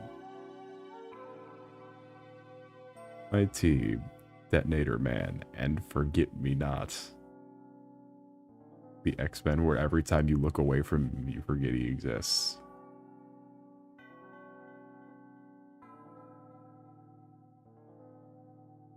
We could be fun and weird. Be fun and weird with your miniature games. You're never gonna beat the top 3 miniature games, which are all Warhammer based.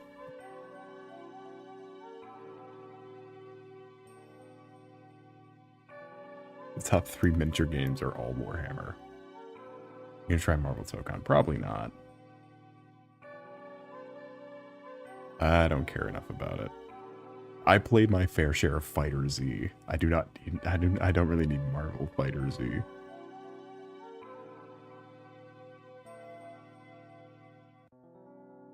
Especially because Fighter Z was resurrected from the grave and is getting new characters for some reason.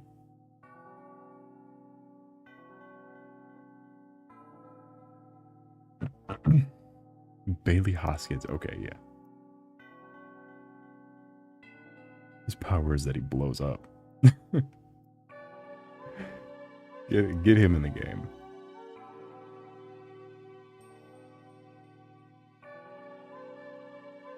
Put him in the game. Put him in, coach.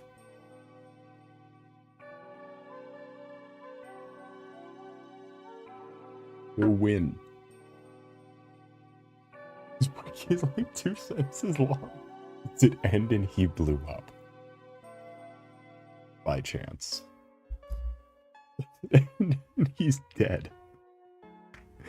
He is mega dead.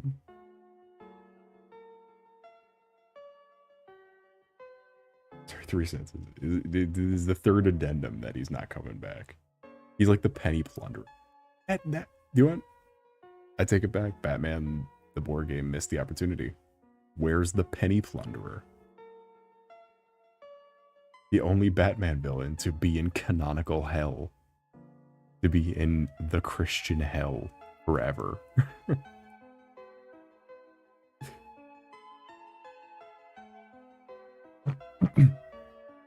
That's real. You can look it up.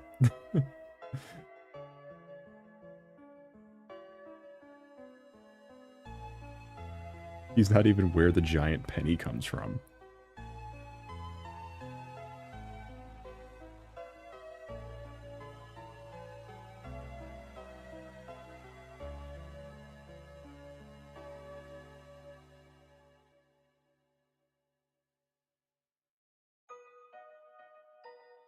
We could have had the Eradicator, or the, is he called the Eradicator? Who's the mutant hunter guy from, like, the guy who's just, like, a racist with a gun?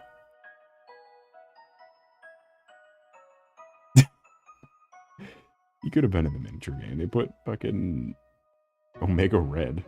You can put...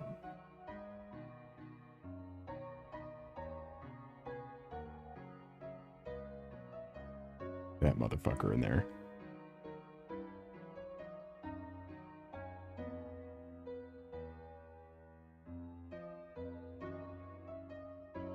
He blew the sunglass killing someone. It was all just a dream. Yo, that sucks. It's like My Hero. That's worse than My Hero, because My Hero, they at least, like, biologically survive their abilities. Like, say what you will about Spray Bottle Head, but Spray Bottle Head will survive the use of his Spray Bottle Head.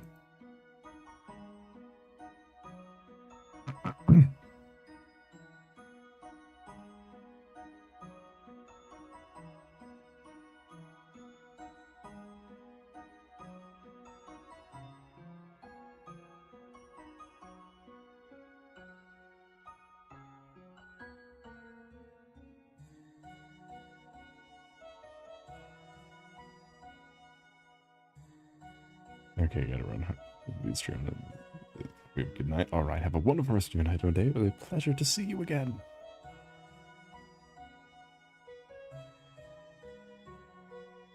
Seeing all of you now is much it is a little different than it used to be.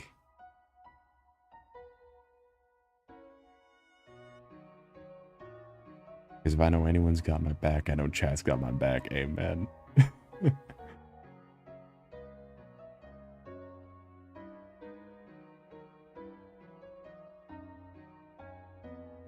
This Dream Version's wiki page is 57 words long. Oh. Oh.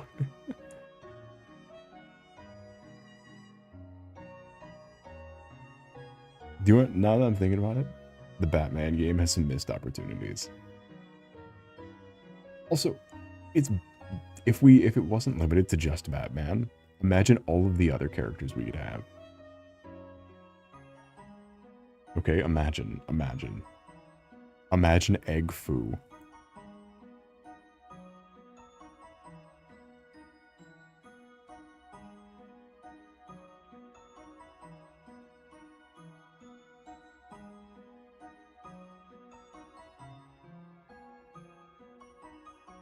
Fufu. No.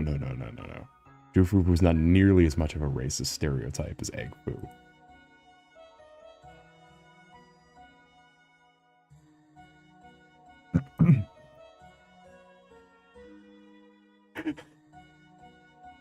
I could probably put this on the screen, right?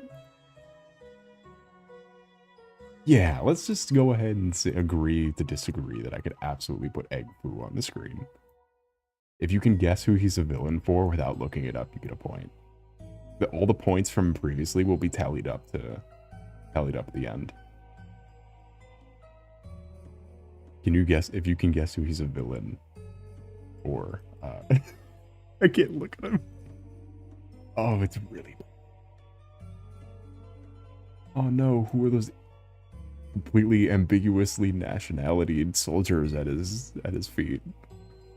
Already saw, sorry. Ah, you're disqualified. He's Wonder Woman villain. Ah, God, Wonder Woman's fucking weird. I can see why absolute Wonder Woman's doing numbers, because regular Wonder Woman's fucking sucks.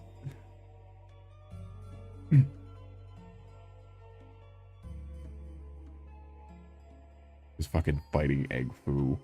Then her weakness is unironically bondage.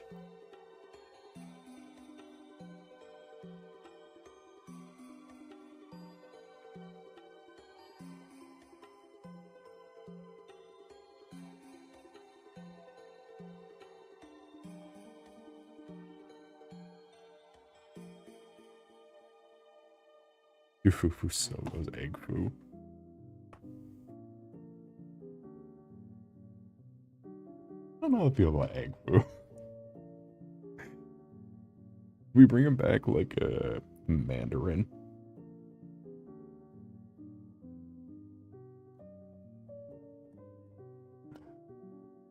What was that adventure? The Mandarin's a pretty high tier character. Why not do a classic Mandarin?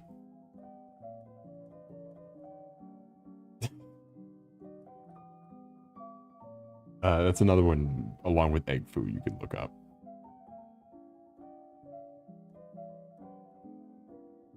So bad that the shitty Iron Man cartoon had to make him green. Just to do anything to avoid actually making him.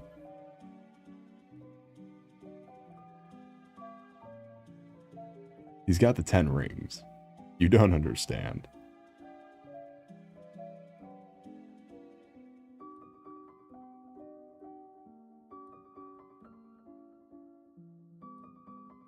The guy from Iron Man 3. Yeah.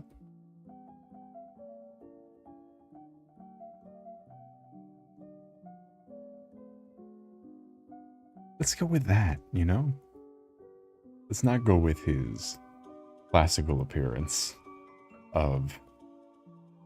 Oh, dear God. Oh, dear God.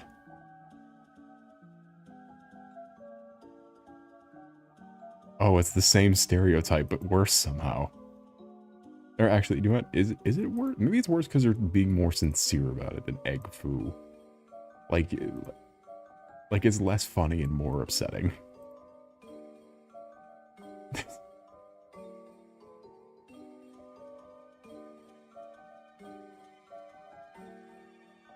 Like, what do we do? What are we doing? Is this worse than egg foo? He's got foo in the name. But then again, the Mandarin.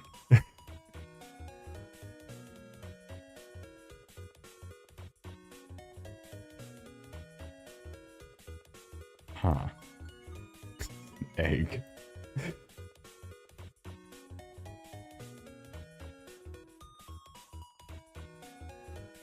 I mean, this is true. This is true information. He is, in fact, an egg. Okay, but is any of this worse than Superman? And based on what we've been talking about, if you know, you know.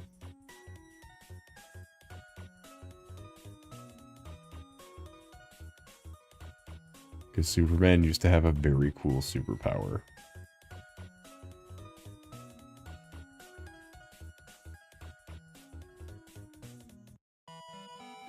That is very hard to find.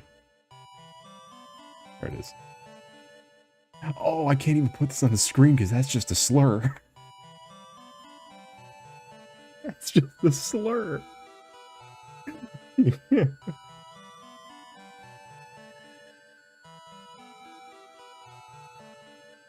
Can I? I guess it's not horrible, but you can't be saying that, Superman. You can't be doing that. Is Superman's greatest ability to shapeshift his face and only his face. To get the advantage when maybe a certain race. Superman, no.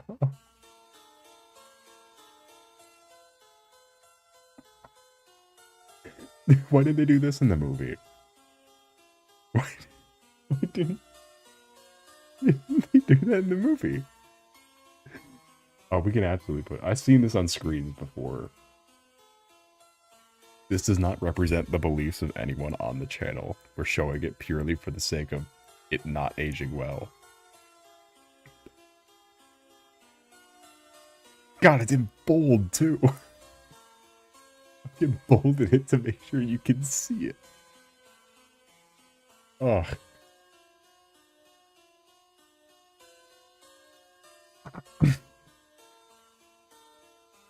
What is even the point of this?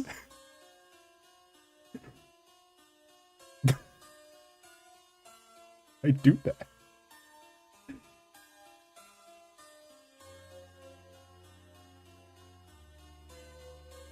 Like, I'm reading the explanation, it doesn't even make sense. Let's see. Why did Superman do this? Just certain facial characteristics make it easier for me to see what's going on. Why did he say that? Did he even need to do that? Yeah, why would someone with super sight and super hearing need to do that? That's in the era where he had super hearing and super sight. That was the era where he shot a rainbow out of his hands and made a little version of him.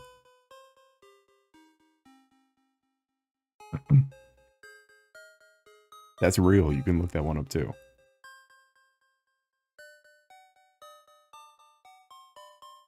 There's a lot of things that are real that they want to bury.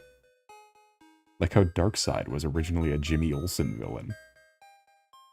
It's also true.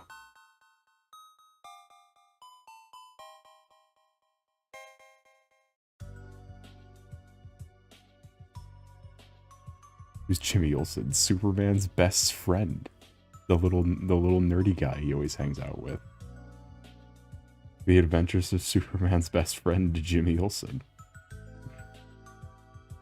He was Aquaman for a little bit.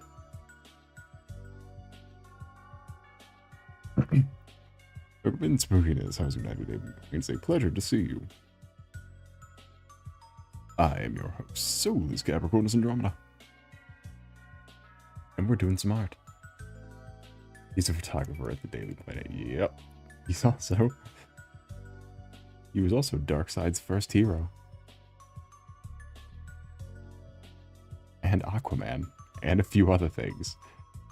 Oh god, there was a few other things too. I'm done pulling up racist comics. So we're not gonna pull it up, but there's a couple in the... There's a couple didn't age quite too well. The Jimmy Olsen line. Yeah. You know, just leave it at that. Do a flip. Alright. You asked for this.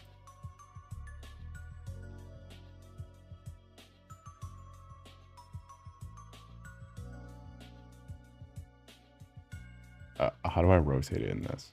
Whatever. Shit. How dare you?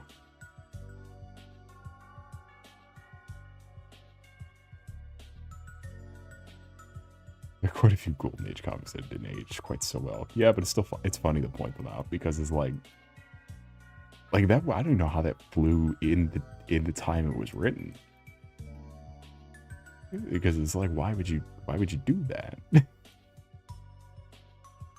Like, it's not even like a like you look at it in hindsight. It's like you look at it in the time and it's like, why would you write that?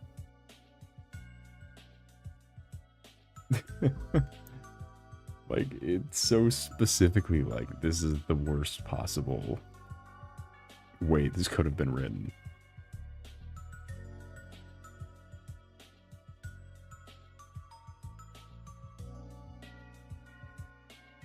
Like the one where Green Lantern's a teenager. I don't know this one.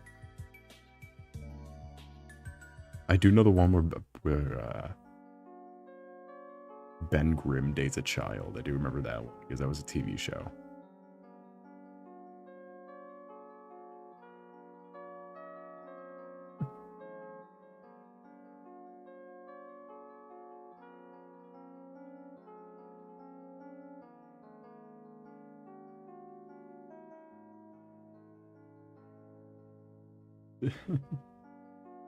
What's slur? Oh no.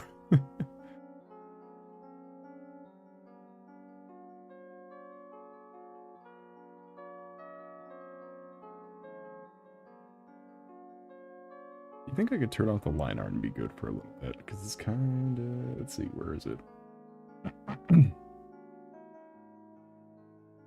Eventually I'll grow out of this style, just not yet. Jesus Christ, my throat hurts. You know what? I'll tell you what I'm going to do. I'm going to grab some water, I think.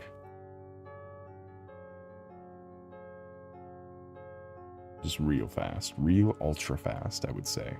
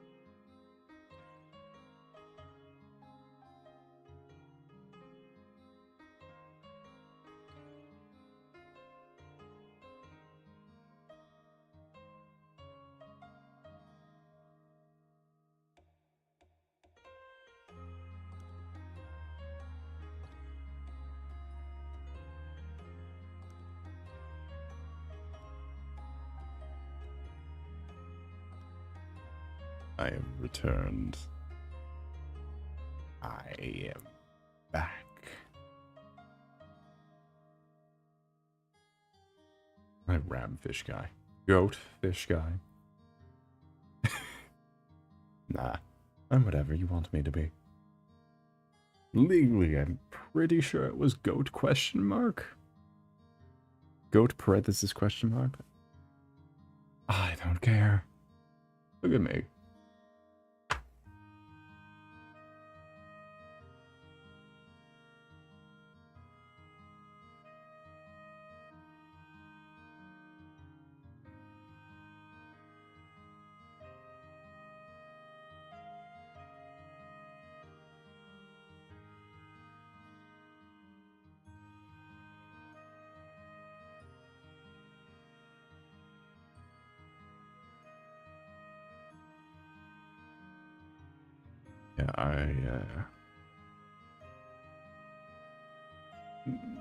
Yeah, chat, whatever you do, try to find something you like doing. Don't be like me, where every couple minutes you find yourself just staring blankly, realizing it's over. Realizing it's unironically so over.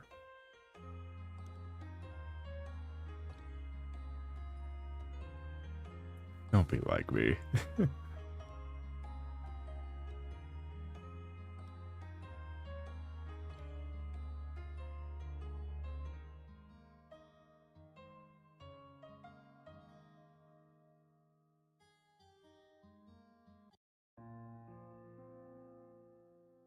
I guess, what are we going to stream tomorrow? I don't know.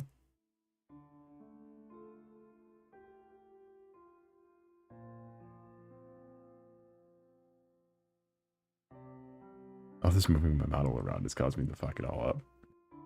Alright. Let's see.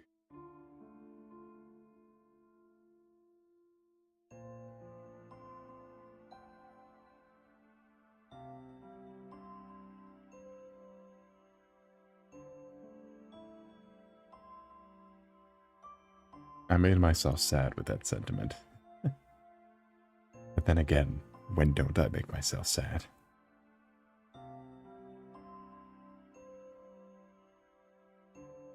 Hey, my auxiliary phone has gotten a text message.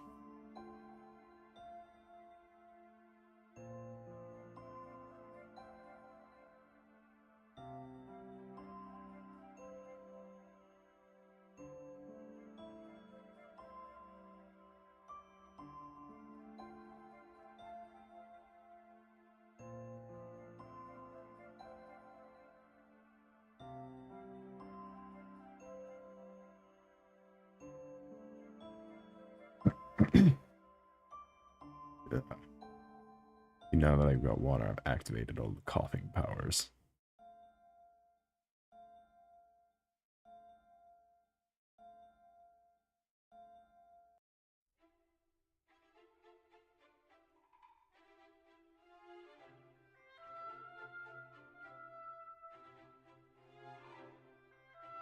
Alright, let's see. Fontaine, the Fountain of Lucine. How quaint.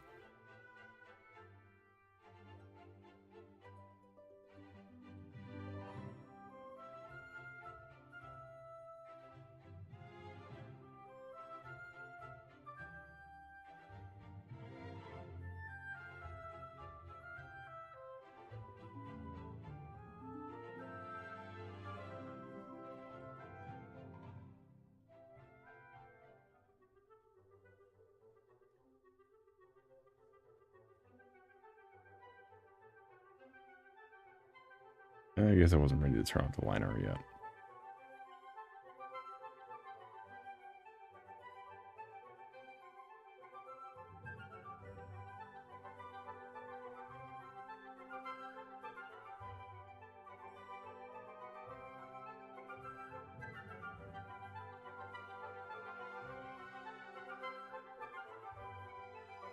Okay, what the hell is this music?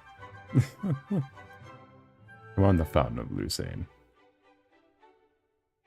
I believed in you, Fontaine. Damn it.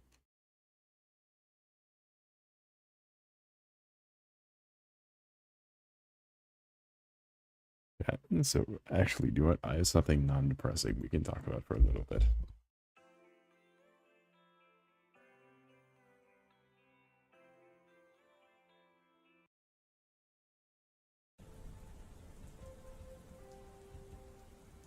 Actually, do we have one of these without the ambient sounds? Nope. Hold on. Not in the woods. I swear we did. Yeah, there we go.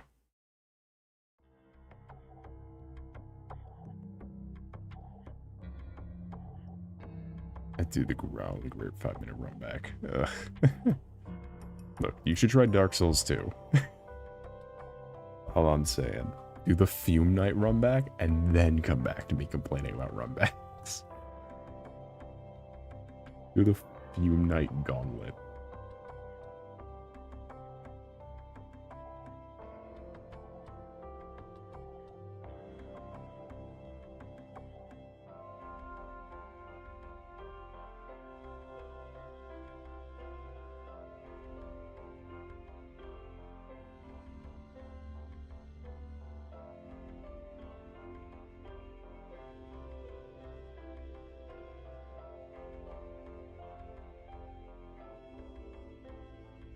Mention a less worse version of Lights Out as a 5-minute run back. Ew.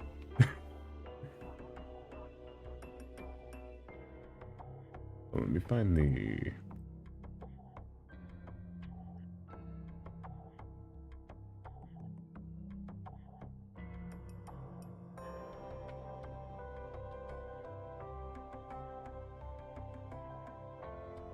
Oh, there's all sorts of shortcuts to the Fume Night. Where's...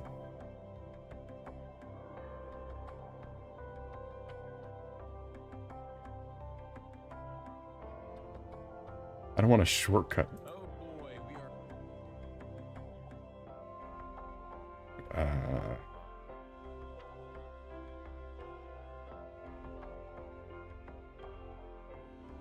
Oh, please run. Let's see. Ooh, yeah.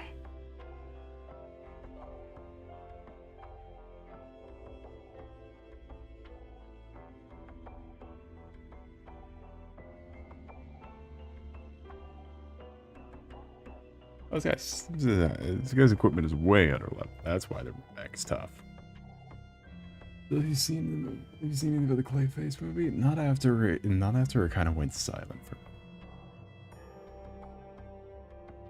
I completely blame you for doing the bland tongue thing. Blah. Hey, at least you're not going meow. At least you're out of the public space going meow.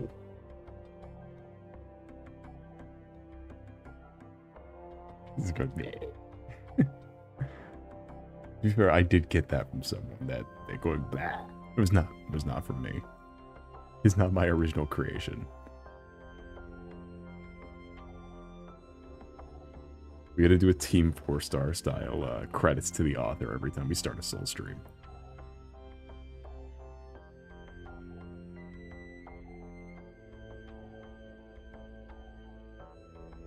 Don't blame me for it. No, go for it. I made a model toggle for it, so I guess I am a little to blame.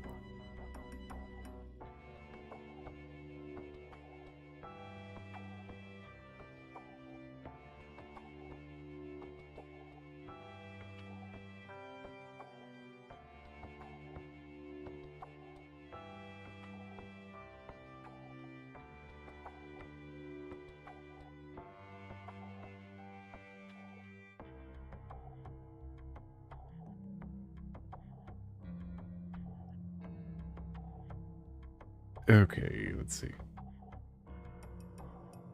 What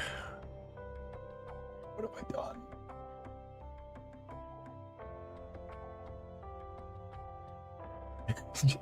Jesus, Japanese. One of these, I'm hoping, my dream as a VTuber, a small time VTuber, is to like, sometimes bigger streamers do watch tiny VTubers, just like on alt accounts or whatever. There will be a fated non-zero chance of a day where Demon Dice shows up. And it will make my life if I get to see Demon Dice in that chat. Jesus, Japanese. Because on what Demon Dice songs do I have in my playlist? Let's see, I got Reflections, Wanted, Wasted, something, Hazy Skyscraper, which is unironically good. And then I think there's another one. I don't remember what it is right now. Well, I can see. I had to update the mobile version of my favorite songs playlist. I got a lot more Mori Calliope than I do Demon Dice, though. Like, I have half of Mori Calliope's discography in my playlist. Like, it's bad. Same with Hoshimachi Suisei.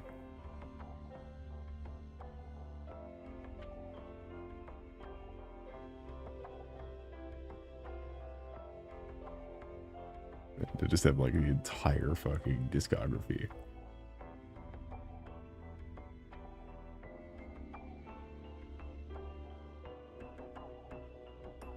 Yeah, the new Mori Calliope songs are really good. From, what's that album called?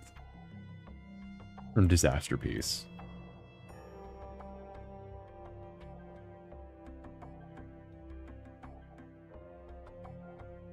Maybe thought about goddamn it, Soul. Hey. I can start to not pay any attention to music. What I do a lot of the time, especially for just regular songs like that, is I'll listen to like the beginning of it. The first couple seconds, or like if it sounds pretty or if the cover looks pretty. Or if I heard it in a thing, like an opening or like a backtrack, I'll throw it into a favorite songs playlist, which I will then use on my phone to hook up to my car. So then that's just my car radio, and then shuffle it. So then it randomly. However, YouTube's shuffling is not great because I always end up listening to the same 4 fucking songs on repeat. Can I tell you how many times in this 300 song playlist, I've heard Stellar Stellar as the first song that comes on every time. Which is not a bad song, it's just 6 minutes long. It's just a 6 minute, it's just a 6 minute Hoshimachi Suisei song. It's your favorite songs playlist, just songs you heard, yeah. Or songs that I want to hear, or that I think I might like. And then if I don't like them, I remove them.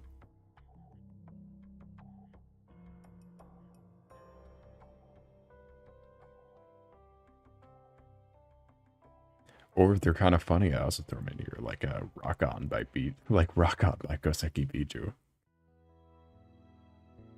And now it's up, hit me with a 1, 2, 3, beep boo, come and test your luck. Yeah, we coming in clutch, beep boo. It's me and you, a player 1 and player 2. See this through. Close my eyes and make a wish. The only difference is the favorite song playlist. I limit it to only being like regular songs, like no soundtrack. Or like just instrumental. Because I have caught myself like dozing off at the wheel. And we cannot go we can't repeat that.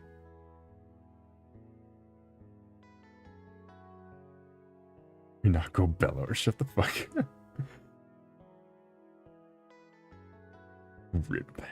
Rinoko Belarus, get out of here.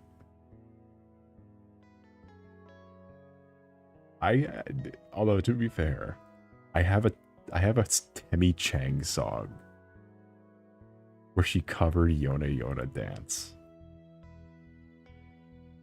during her VTuber days. Undertale co-creator Temi Chang. I think my top song right now is TV set by the Crabs. See, I wouldn't know that. I would know.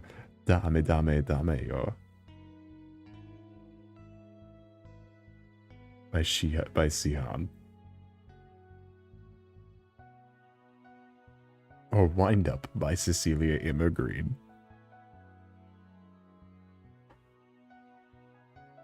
Chat, and now we wind up high, yeah. That's the limit.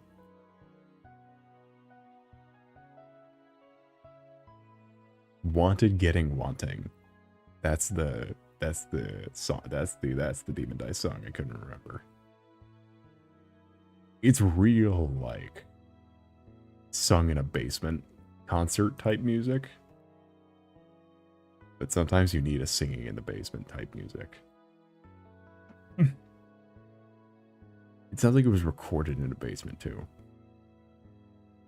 Like it's real.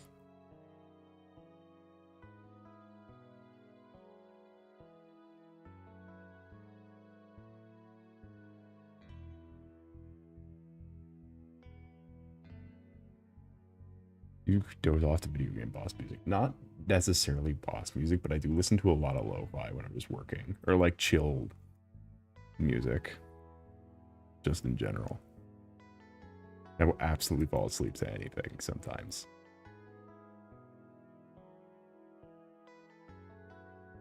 It's so you're right that how old my taste really is. I mean in the car. Well, I don't listen to boss music in the car. I set my playlist for the car is limited to actual like songs. I think there's one song that slipped by because I thought it was a different song and I just never bothered to remove it. What it's something from the Persona 3 where like it's the ending, but it doesn't specify that it's the instrumental version of the ending. So now I just have both the ending and the instrumental version of the ending. Because I didn't bother to remove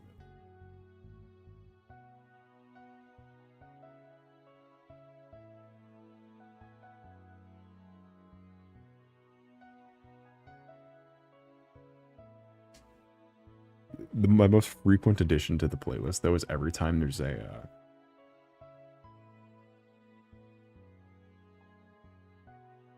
every time there's a new Zenless character.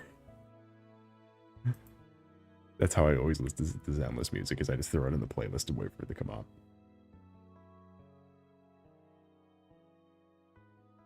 Cut through basically to feel like he's something he really hates you. I'm good. Oh, do you know what was so fucking good? So unabashedly, actually, maybe I should be a little ashamed to admit this. My favorite song of all time, debatably, I guess, because it's really up there with one of the auto tracks. But I think I just, oh shit. I think I'd just rather listen to the other song than Aishite, Aishite, Aishite by Otto. Which would be up there. It's very good. I love it. Especially the live version. But you can't listen to it all the time is the issue. I could listen to End of a Life by Mori Calliope like 4 times in a row.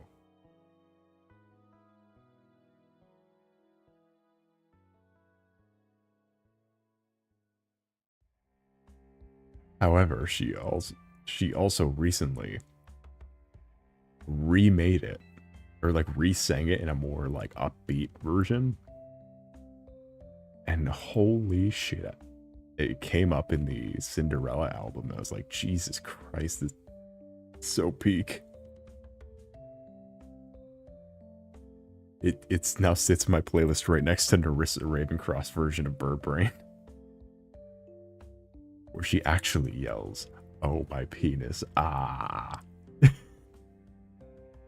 With the most blood-curdling screech you could possibly imagine. That is currently available isolated, as provided by her.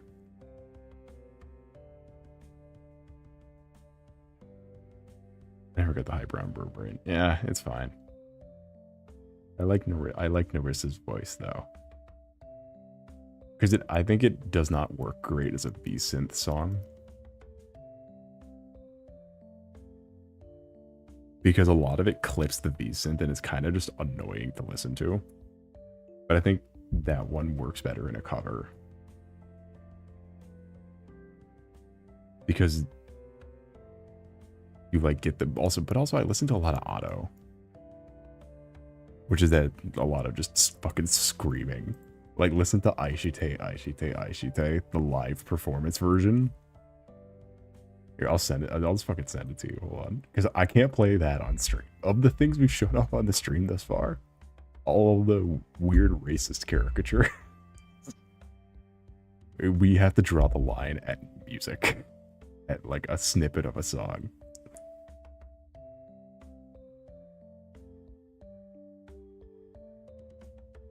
Yeah, if I could get into just listening to this more, this would probably be closer to my favorite song.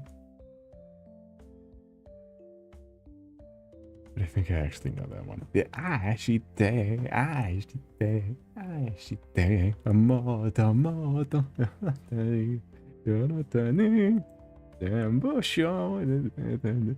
That's probably the craziest revelation, was learning that I was like the same age as Otto. She's like 20. She's like 20 or 21 or 22 or something. Because she's saying Usewa, which is her big like break. Use. Oh, 23. Okay. She's saying, I was close. She's saying her big, we all know that I'm not that old. We all know this. I'm a little older than the melancholy of Harui's, Harui,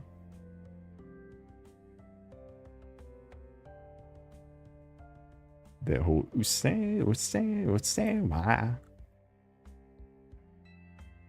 She sang that when she was 17. It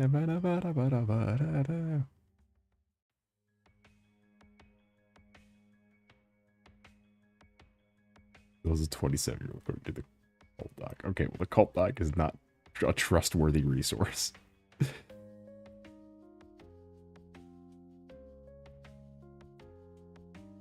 I rotated it thinking I'd like it better, but I didn't end up liking it better. You mean the cult doc is like a third-hand resource. Do your research better.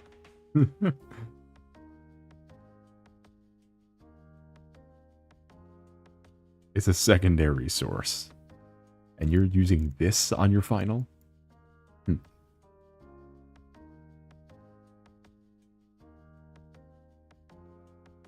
So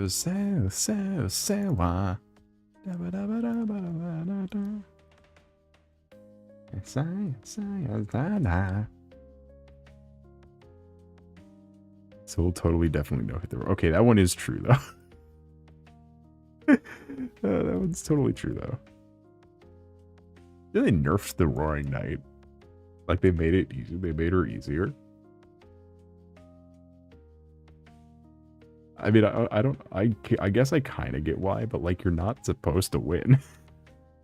That's the fucking point of the fight, is that you're supposed to lose. You're supposed to get your shit rocked.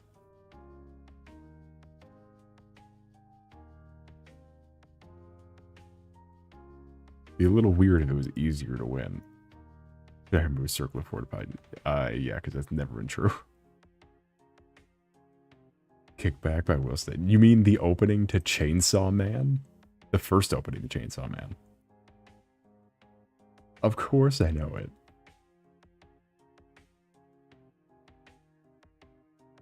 You say Will Stenton? Stetson? Who the fuck's Will Stetson? Wait, that's not. What's this American ass name? I know the song. Who the fuck's Will Stetson? Okay, I'm looking at it right now. It's in the top of my playlist. Or not, I guess not the top, but like it's in there. Kickback by Kenshi Yonazu. Oh, it's an English version of the song. I mean, I should have guessed that, honestly. It's like, who the fuck is this? He the same guy who sang Iris Out. Yeah, he is. God, that guy's voice is good, though, for those songs. Okay, what is your chemical certification called? I have no idea. I just know I am until, like, 2027. Or something like that. Don't worry, I can handle all your dangerous chemicals for about a year.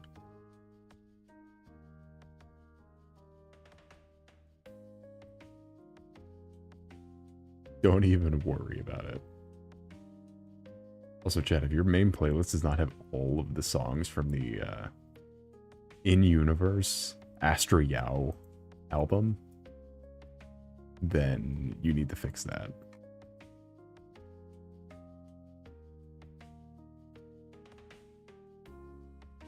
If it does not have Halo 2's Blow Me Away by Breaking Benjamin.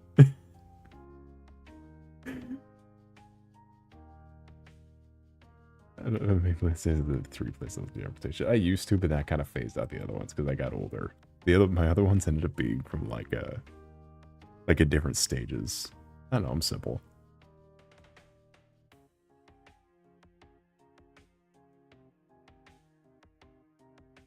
That Bakshin.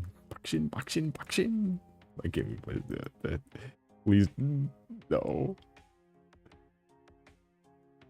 No.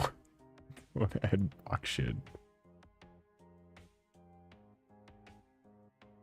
Add the Otto and Miku song. Sakura Biori and the Time Machine with Hatsune Miku.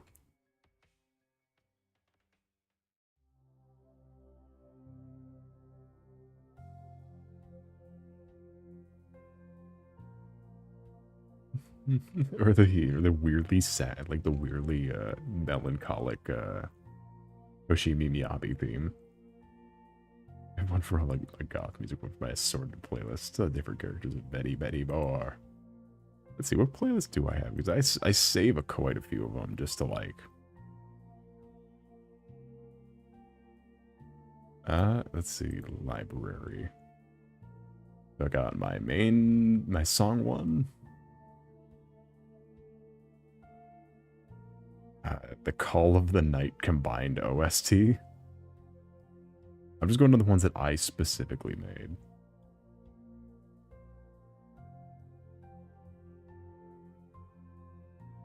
Would you, oh my god, I forgot.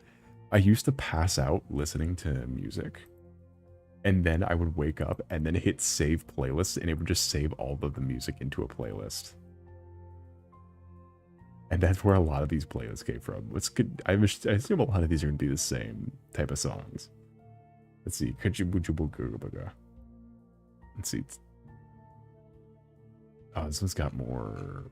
Actually, this is very similar to my main one. That's got a couple different. Like Gravity by. I don't have 1:15 a.m. playlist. Oh, definitely not not an Iron Mouse song. Yeah, this is definitely when I fell asleep. This is definitely a fell asleep one because the Iron Mouse is like halfway down. I'm sorry. All right, so this playlist, it's on YouTube Music. It goes down. You get to the end here. It's got Color Your Night by Lotus Juice. Allegro by the Midnight Grand Orchestra. This Suisei song can't read the title of. Parasai G2 by Muna Hoshinova. And the Jurassic Park Trilogy Caravan of Garbage podcast. That's an hour and 30 minutes long. That is 1/7 of the entire playlist. Is that there's the fucking Caravan of Garbage compilation in the end?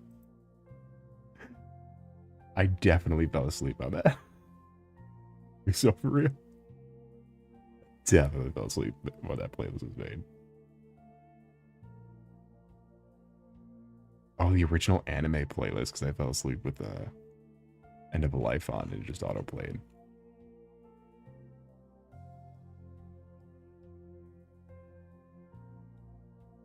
Yeah, this is all the same shit that I already listened to. 。 . 。 . 。 . 。 . 。 . 。 . 。 . 。 . . . . . . . . . . . . . . . . . 。 . . . 。 . . . . . 。 . . . 。 . . 。 . 。 . 。 . 。 .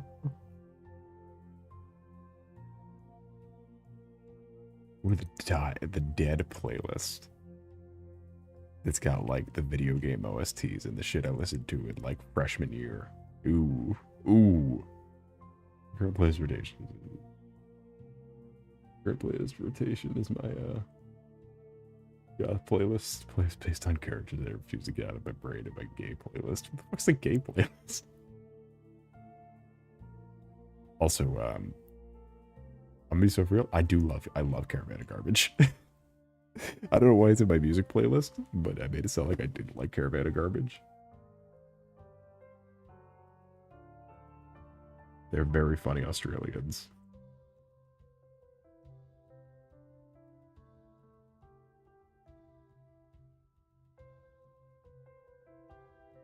And you know what? I will take that. They live in one of my music playlists now. If I shuffle them, I have a 1 in 100 chance for it to just start playing an hour-and-a-half long podcast.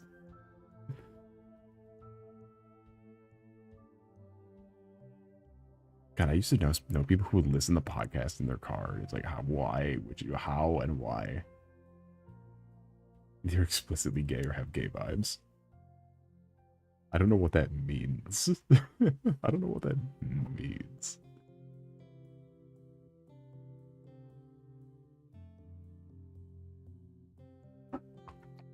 Oh, hey, evil Brooklyn. How's your night today been going? It's a pleasure to see you. Or is it because you're evil? I guess. I don't know what the lore here is. I don't pay attention. Chat's got their own little games going on. It's like the guy who posted about his cat, who's like enamored the fact that cats have their own little organs and their own little thoughts and their own little head.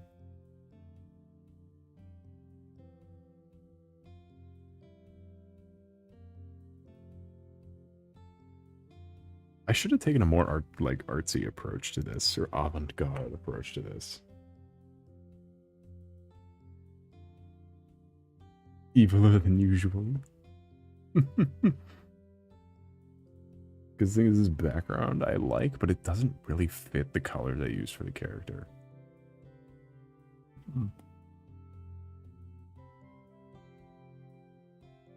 And now I'm concerned.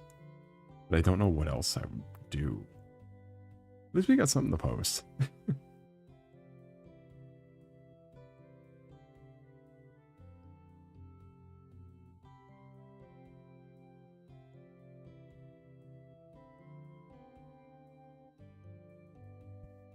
Which one do you think is the OC playlist? Ingle? Cat 2, the sequel. Temper, I don't know, man. Jesus Christ. Chat, I think my freshman year playlist might be peak. It's got the Dragonborn Comes hymn from Skyrim. Hold up, this might be peak.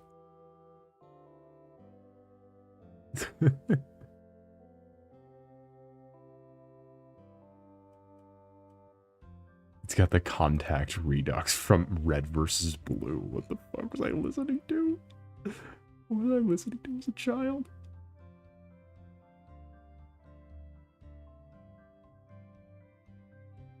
Oh my god, I forgot about this.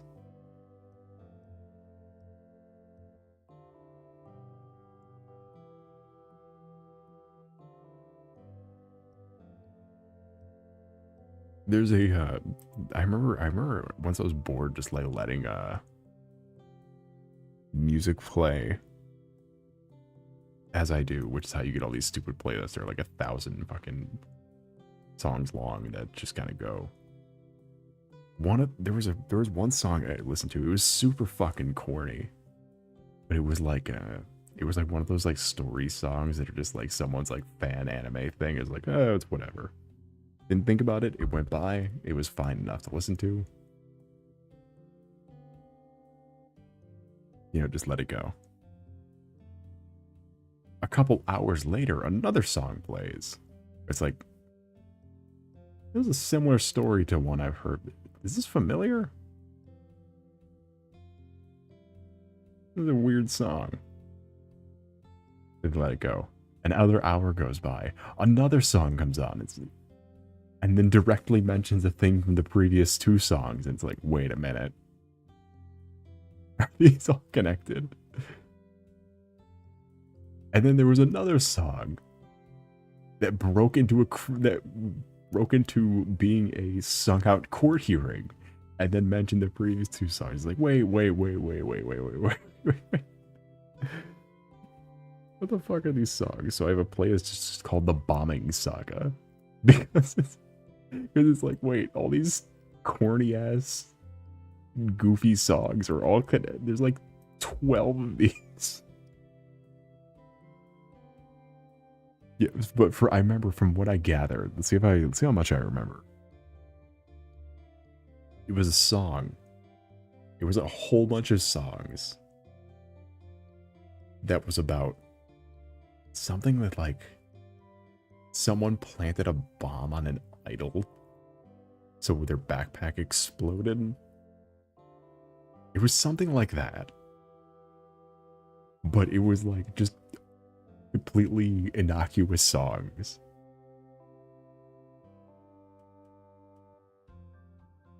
I was made by fucking Static P. They do Miku songs now.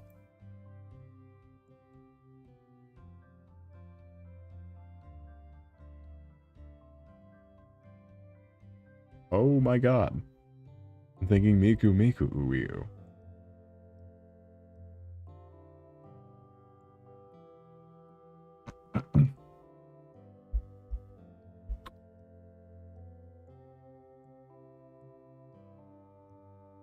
The Bombing Saga.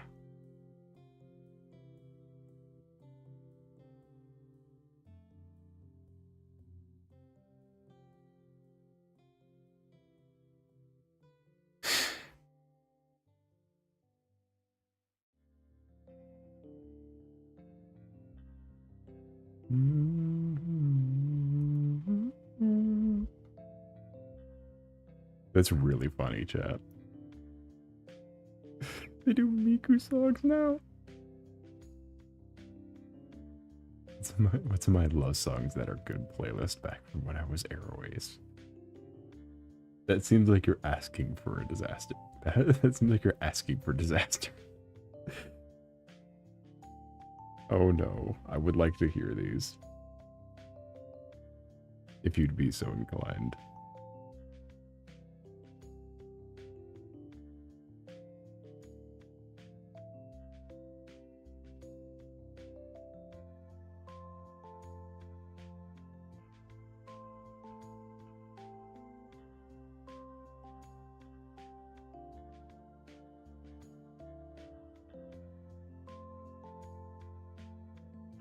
Never Gonna Give You Up, Skylager Supercharger's parody song, and Peaches from the Mario movie. Has anyone seen the second Mario movie? I keep seeing snippets of it around, and I need to see this movie. I heard it was bad. I heard it looks great, and I heard it was an amazing time. However, do go in with the expectation that it's like the last one, where it's got the story of New Super Mario Bros. Fox is more time than Rosalina. Yeah, good. It's Star Fox. Chad, it's fucking Star Fox. Fuck Rosalina. Star Fox is back in a thing that isn't a remake of Star Fox on the SNES. After 5 remakes, Star Fox finally gets another content.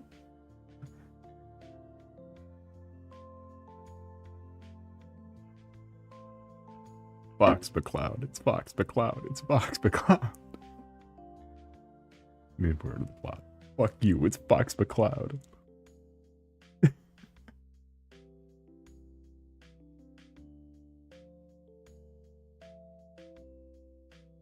Fox McCloud. I've seen that clip float around where it's the entirety of like the ship bay sequence where they meet with Fox. Goddamn fucking Fox McCloud. They gave him his own animated section with Slippy Toad. Slippy Toad is more substantial to the story than Rosalie. Alright, everyone, what a pursuit I today. It was a pleasure to see you. We're probably going to be wrapping up here soon anyway. But without further ado, I bid thee adieu. Have a nice night.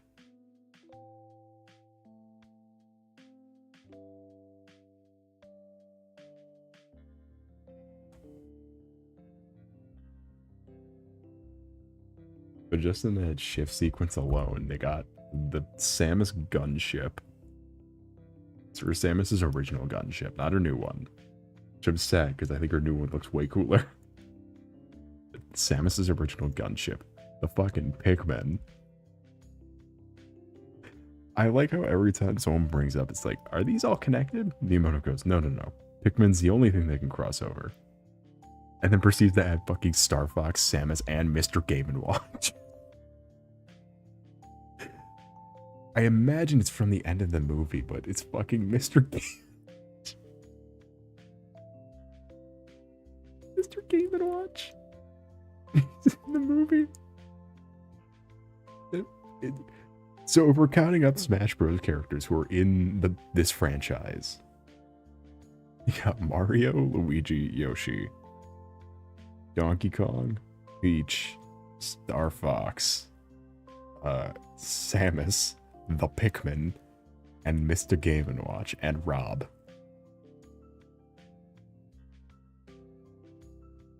I don't trust Illumination to handle Samus well. I trust... Look.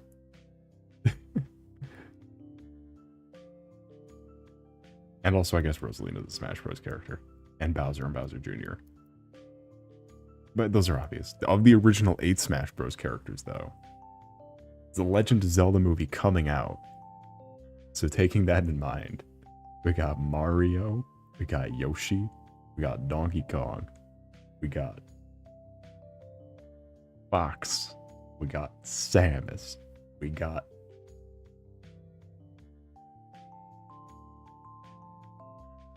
Link. We are only missing 2 of the original 8 Smash Brothers characters.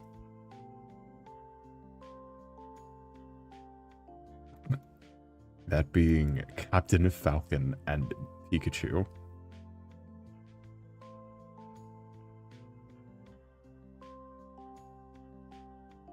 They released the Mario Galaxy 2 movie, and it's got fucking Captain Falcon in it. The Mario Kart movies. And it's led by Captain Falcon. Tom Cruise is Captain Falcon.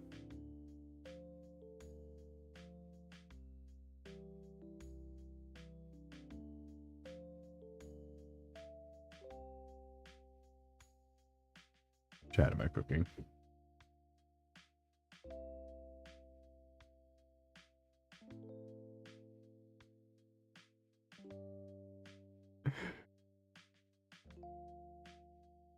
%, though. I would 100% guarantee you there is going to be a Star Fox movie. There is no way that they would do this much in lifting for Star Fox if it was not going to also be a movie.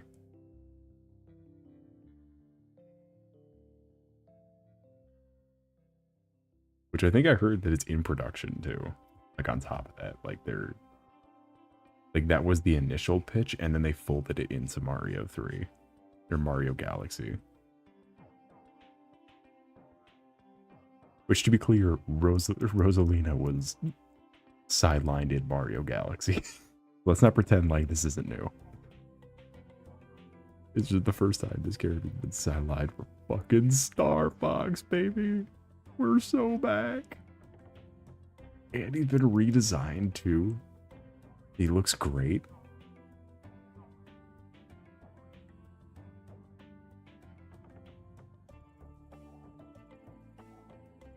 And they redesigned fucking Falco and Peppy and Slippy Toad.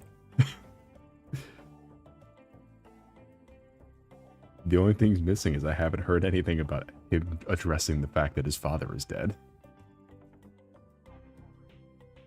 Much like he does in the introduction to Star Fox Zero.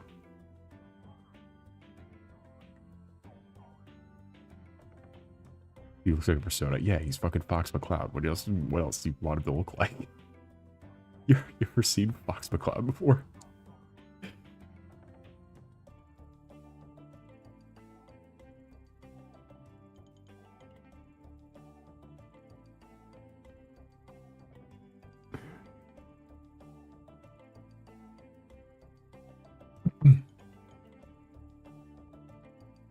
However, what I have listened to is the soundtrack, because that is just available for free.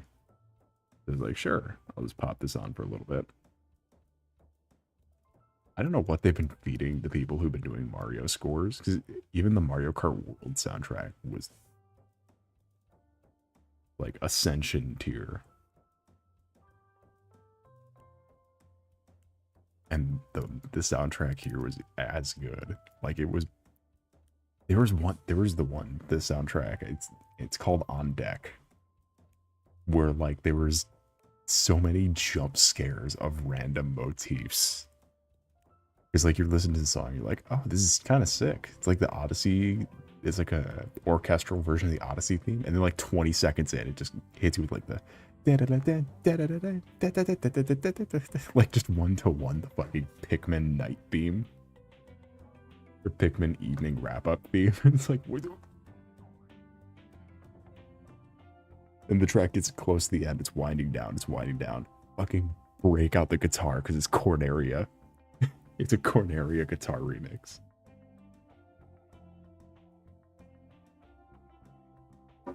Personally, I think the only thing they've fucked up with what I've seen thus far is revealing Star Fox a week before the movie came out.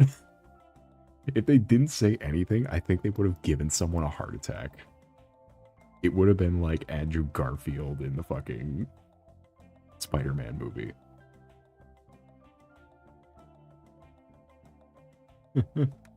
Like, they would have killed somebody if they didn't say anything.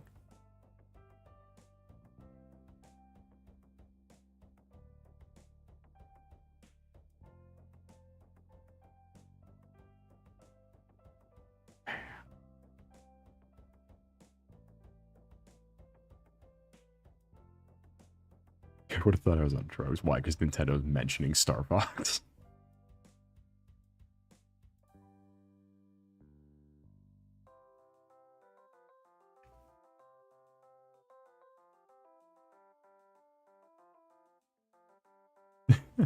They can't do that.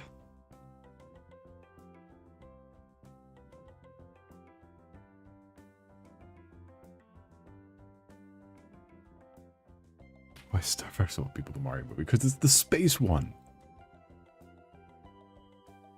Who else than putting the greatest pilot in space who flies his dead father's jet?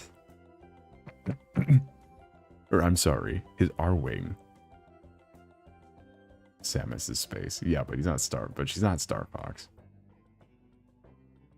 They just gave Samus Metroid Prime 4 and Metroid Dread. Star Fox has had like 5 games, and 4 of those were remakes of the first one. I think which is actually hilarious. So the Star Fox on the Super Nintendo, Star Fox 64 is a remake of Star Fox on the Super Nintendo. Star Fox 3D is a remake of Star Fox 64. And then Star Fox Zero is a remake of Star Fox on the Super Nintendo.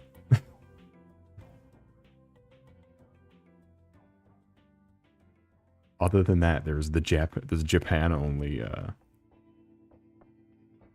Star Fox 2, which never came out outside of Japan. Actually, it did, but only on the like mini console, maybe? I don't know.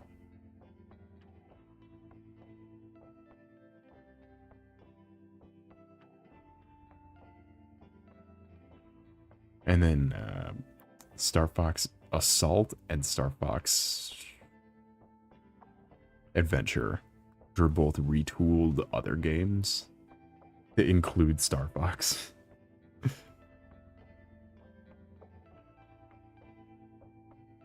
And then also Starlink Battle for Atlas, which is not a Star Fox game, unless you buy the Switch version, in which that it is a Star Fox game. That's the one with the weird controller. It came out on every console. However, only on Nintendo is it a Star Fox game.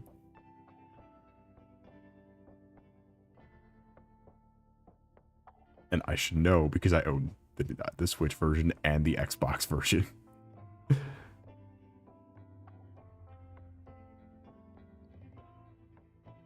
Because that game you can get for like $7 at most.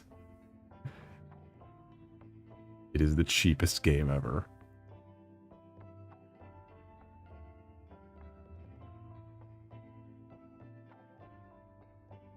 It's Star Fox Nintendo exclusive, yeah, obviously. However, he's part of the story in the Nintendo version. Star Fox and Star Wolf, or not, why did I say Star Wolf? Fox and Wolf are, their Wolf is like a main villain and Fox is the main character on the Switch version. All the other characters are still there. They just get pushed to the side for Fox only on the Switch version.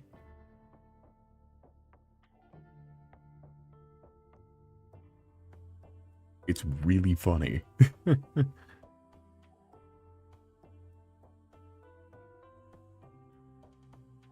It's so stupid.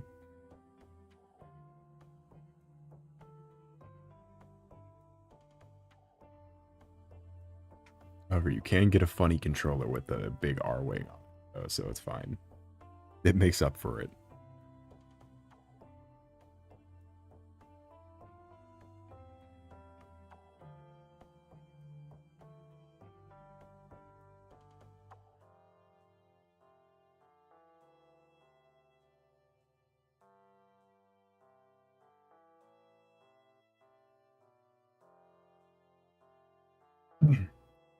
However, I will have more opinions to form about the...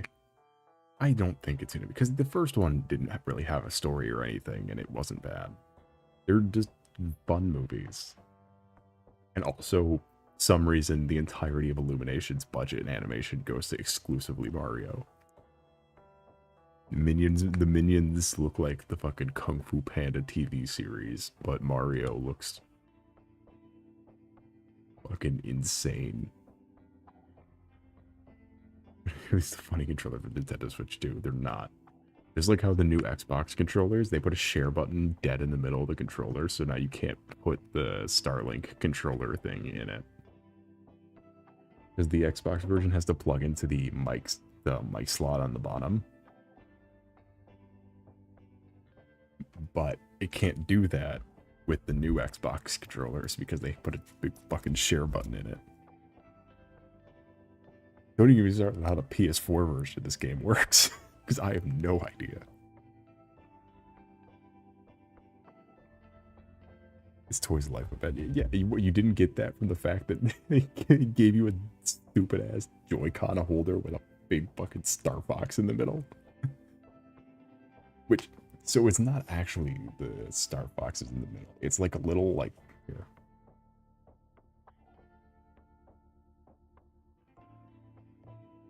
So the Joy-Con version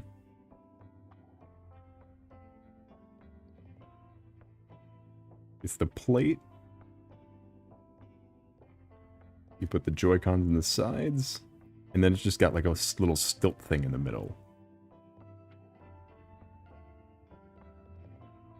And the little stilt thing has a little slot bit.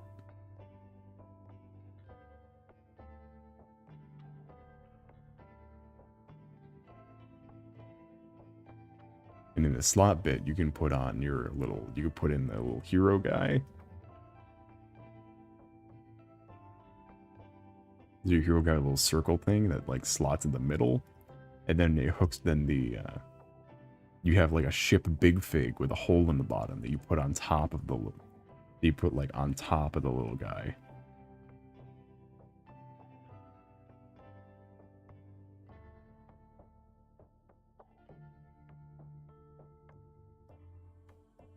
And then the ship bits have little like connecty-doos on the sides that you can then put on. You could buy like mystery packs or whatever And then it came with some too, like all the ships or whatever, of the different like guns and whatnot. Then you slot those in the little holes on the ship, and then it plays the game.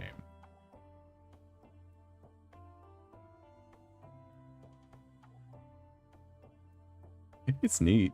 It's just that, like, you look like a fucking nutcase with the giant R-Wing controller with the guns attached to it, and then you have your pile of guns next to you you swap out the little toys for. They put a gotcha system in my Star Fox game. Yeah, or if you're playing the Xbox version, where you got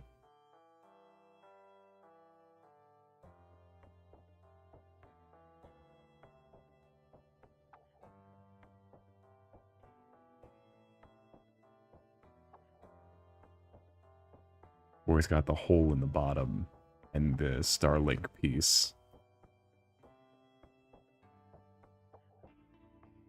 is like this, where it like loops around like a clip. However, the new X and like this goes into the like the slot right here. However, the new Xbox controllers, what I'm talking about, is they have a button right here now that takes screenshots. No HD rumble on these controllers, by the way. Something the PS4 had. Something the PS4 and the Wii U and the Switch have. And the PS5, clearly. The PS5 is a haptic, so it's different. But it's the same thing. Xbox still does not have HD rumble. They, however, do have a screenshot button in the middle of the controller.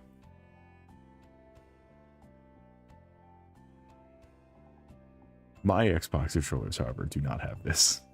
Because I refuse. And it's the same goddamn controller every time.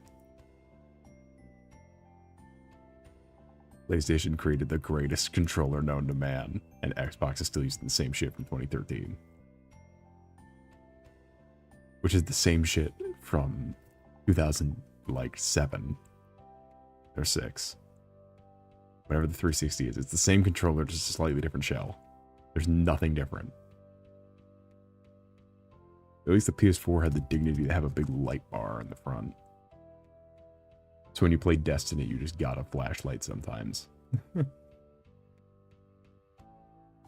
That was my favorite part of Destiny, was just having a flashlight on your controller.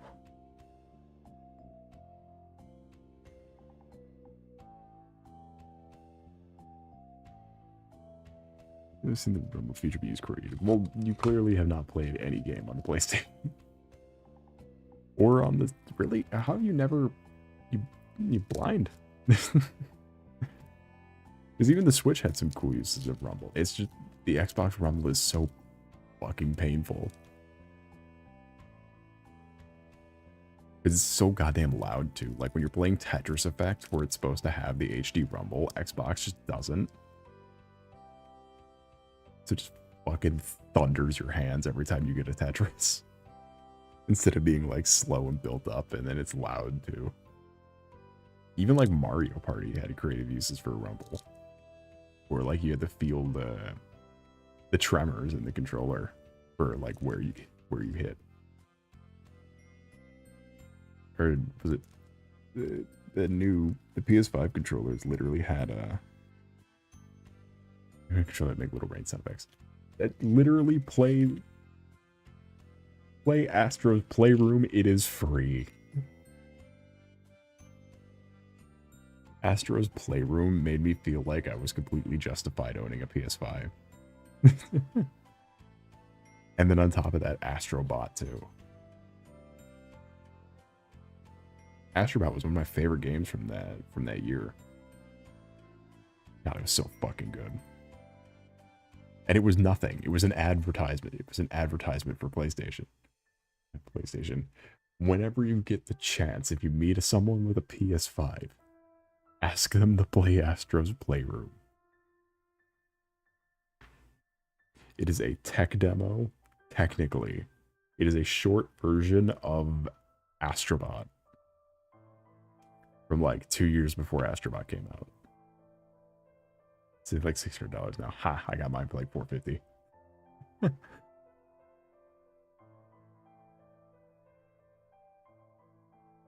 Yeah, thanks ChatGPT. How's Sora AI doing? That you wasted all of our computer time on.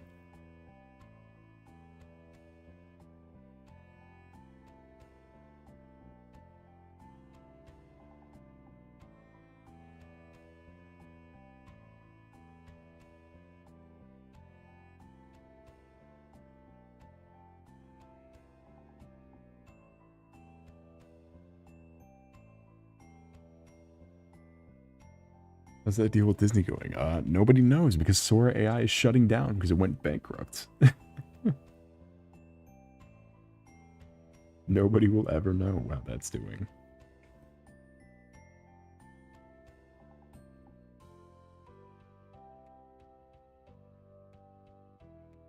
Alright, I think we should start wrapping it up here because, again, I have to, unfortunately, work my ass off.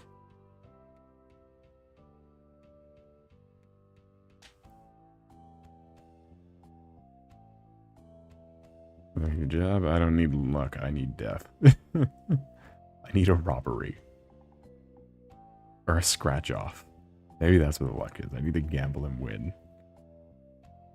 I need to start drawing NSFW and selling it.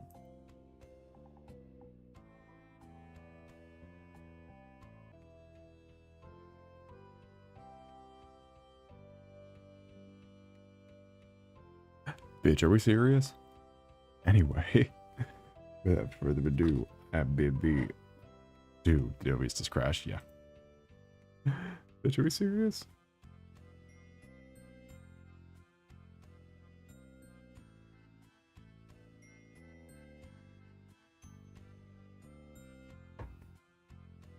I'm gonna die by the scent of donut. I can still fucking smell.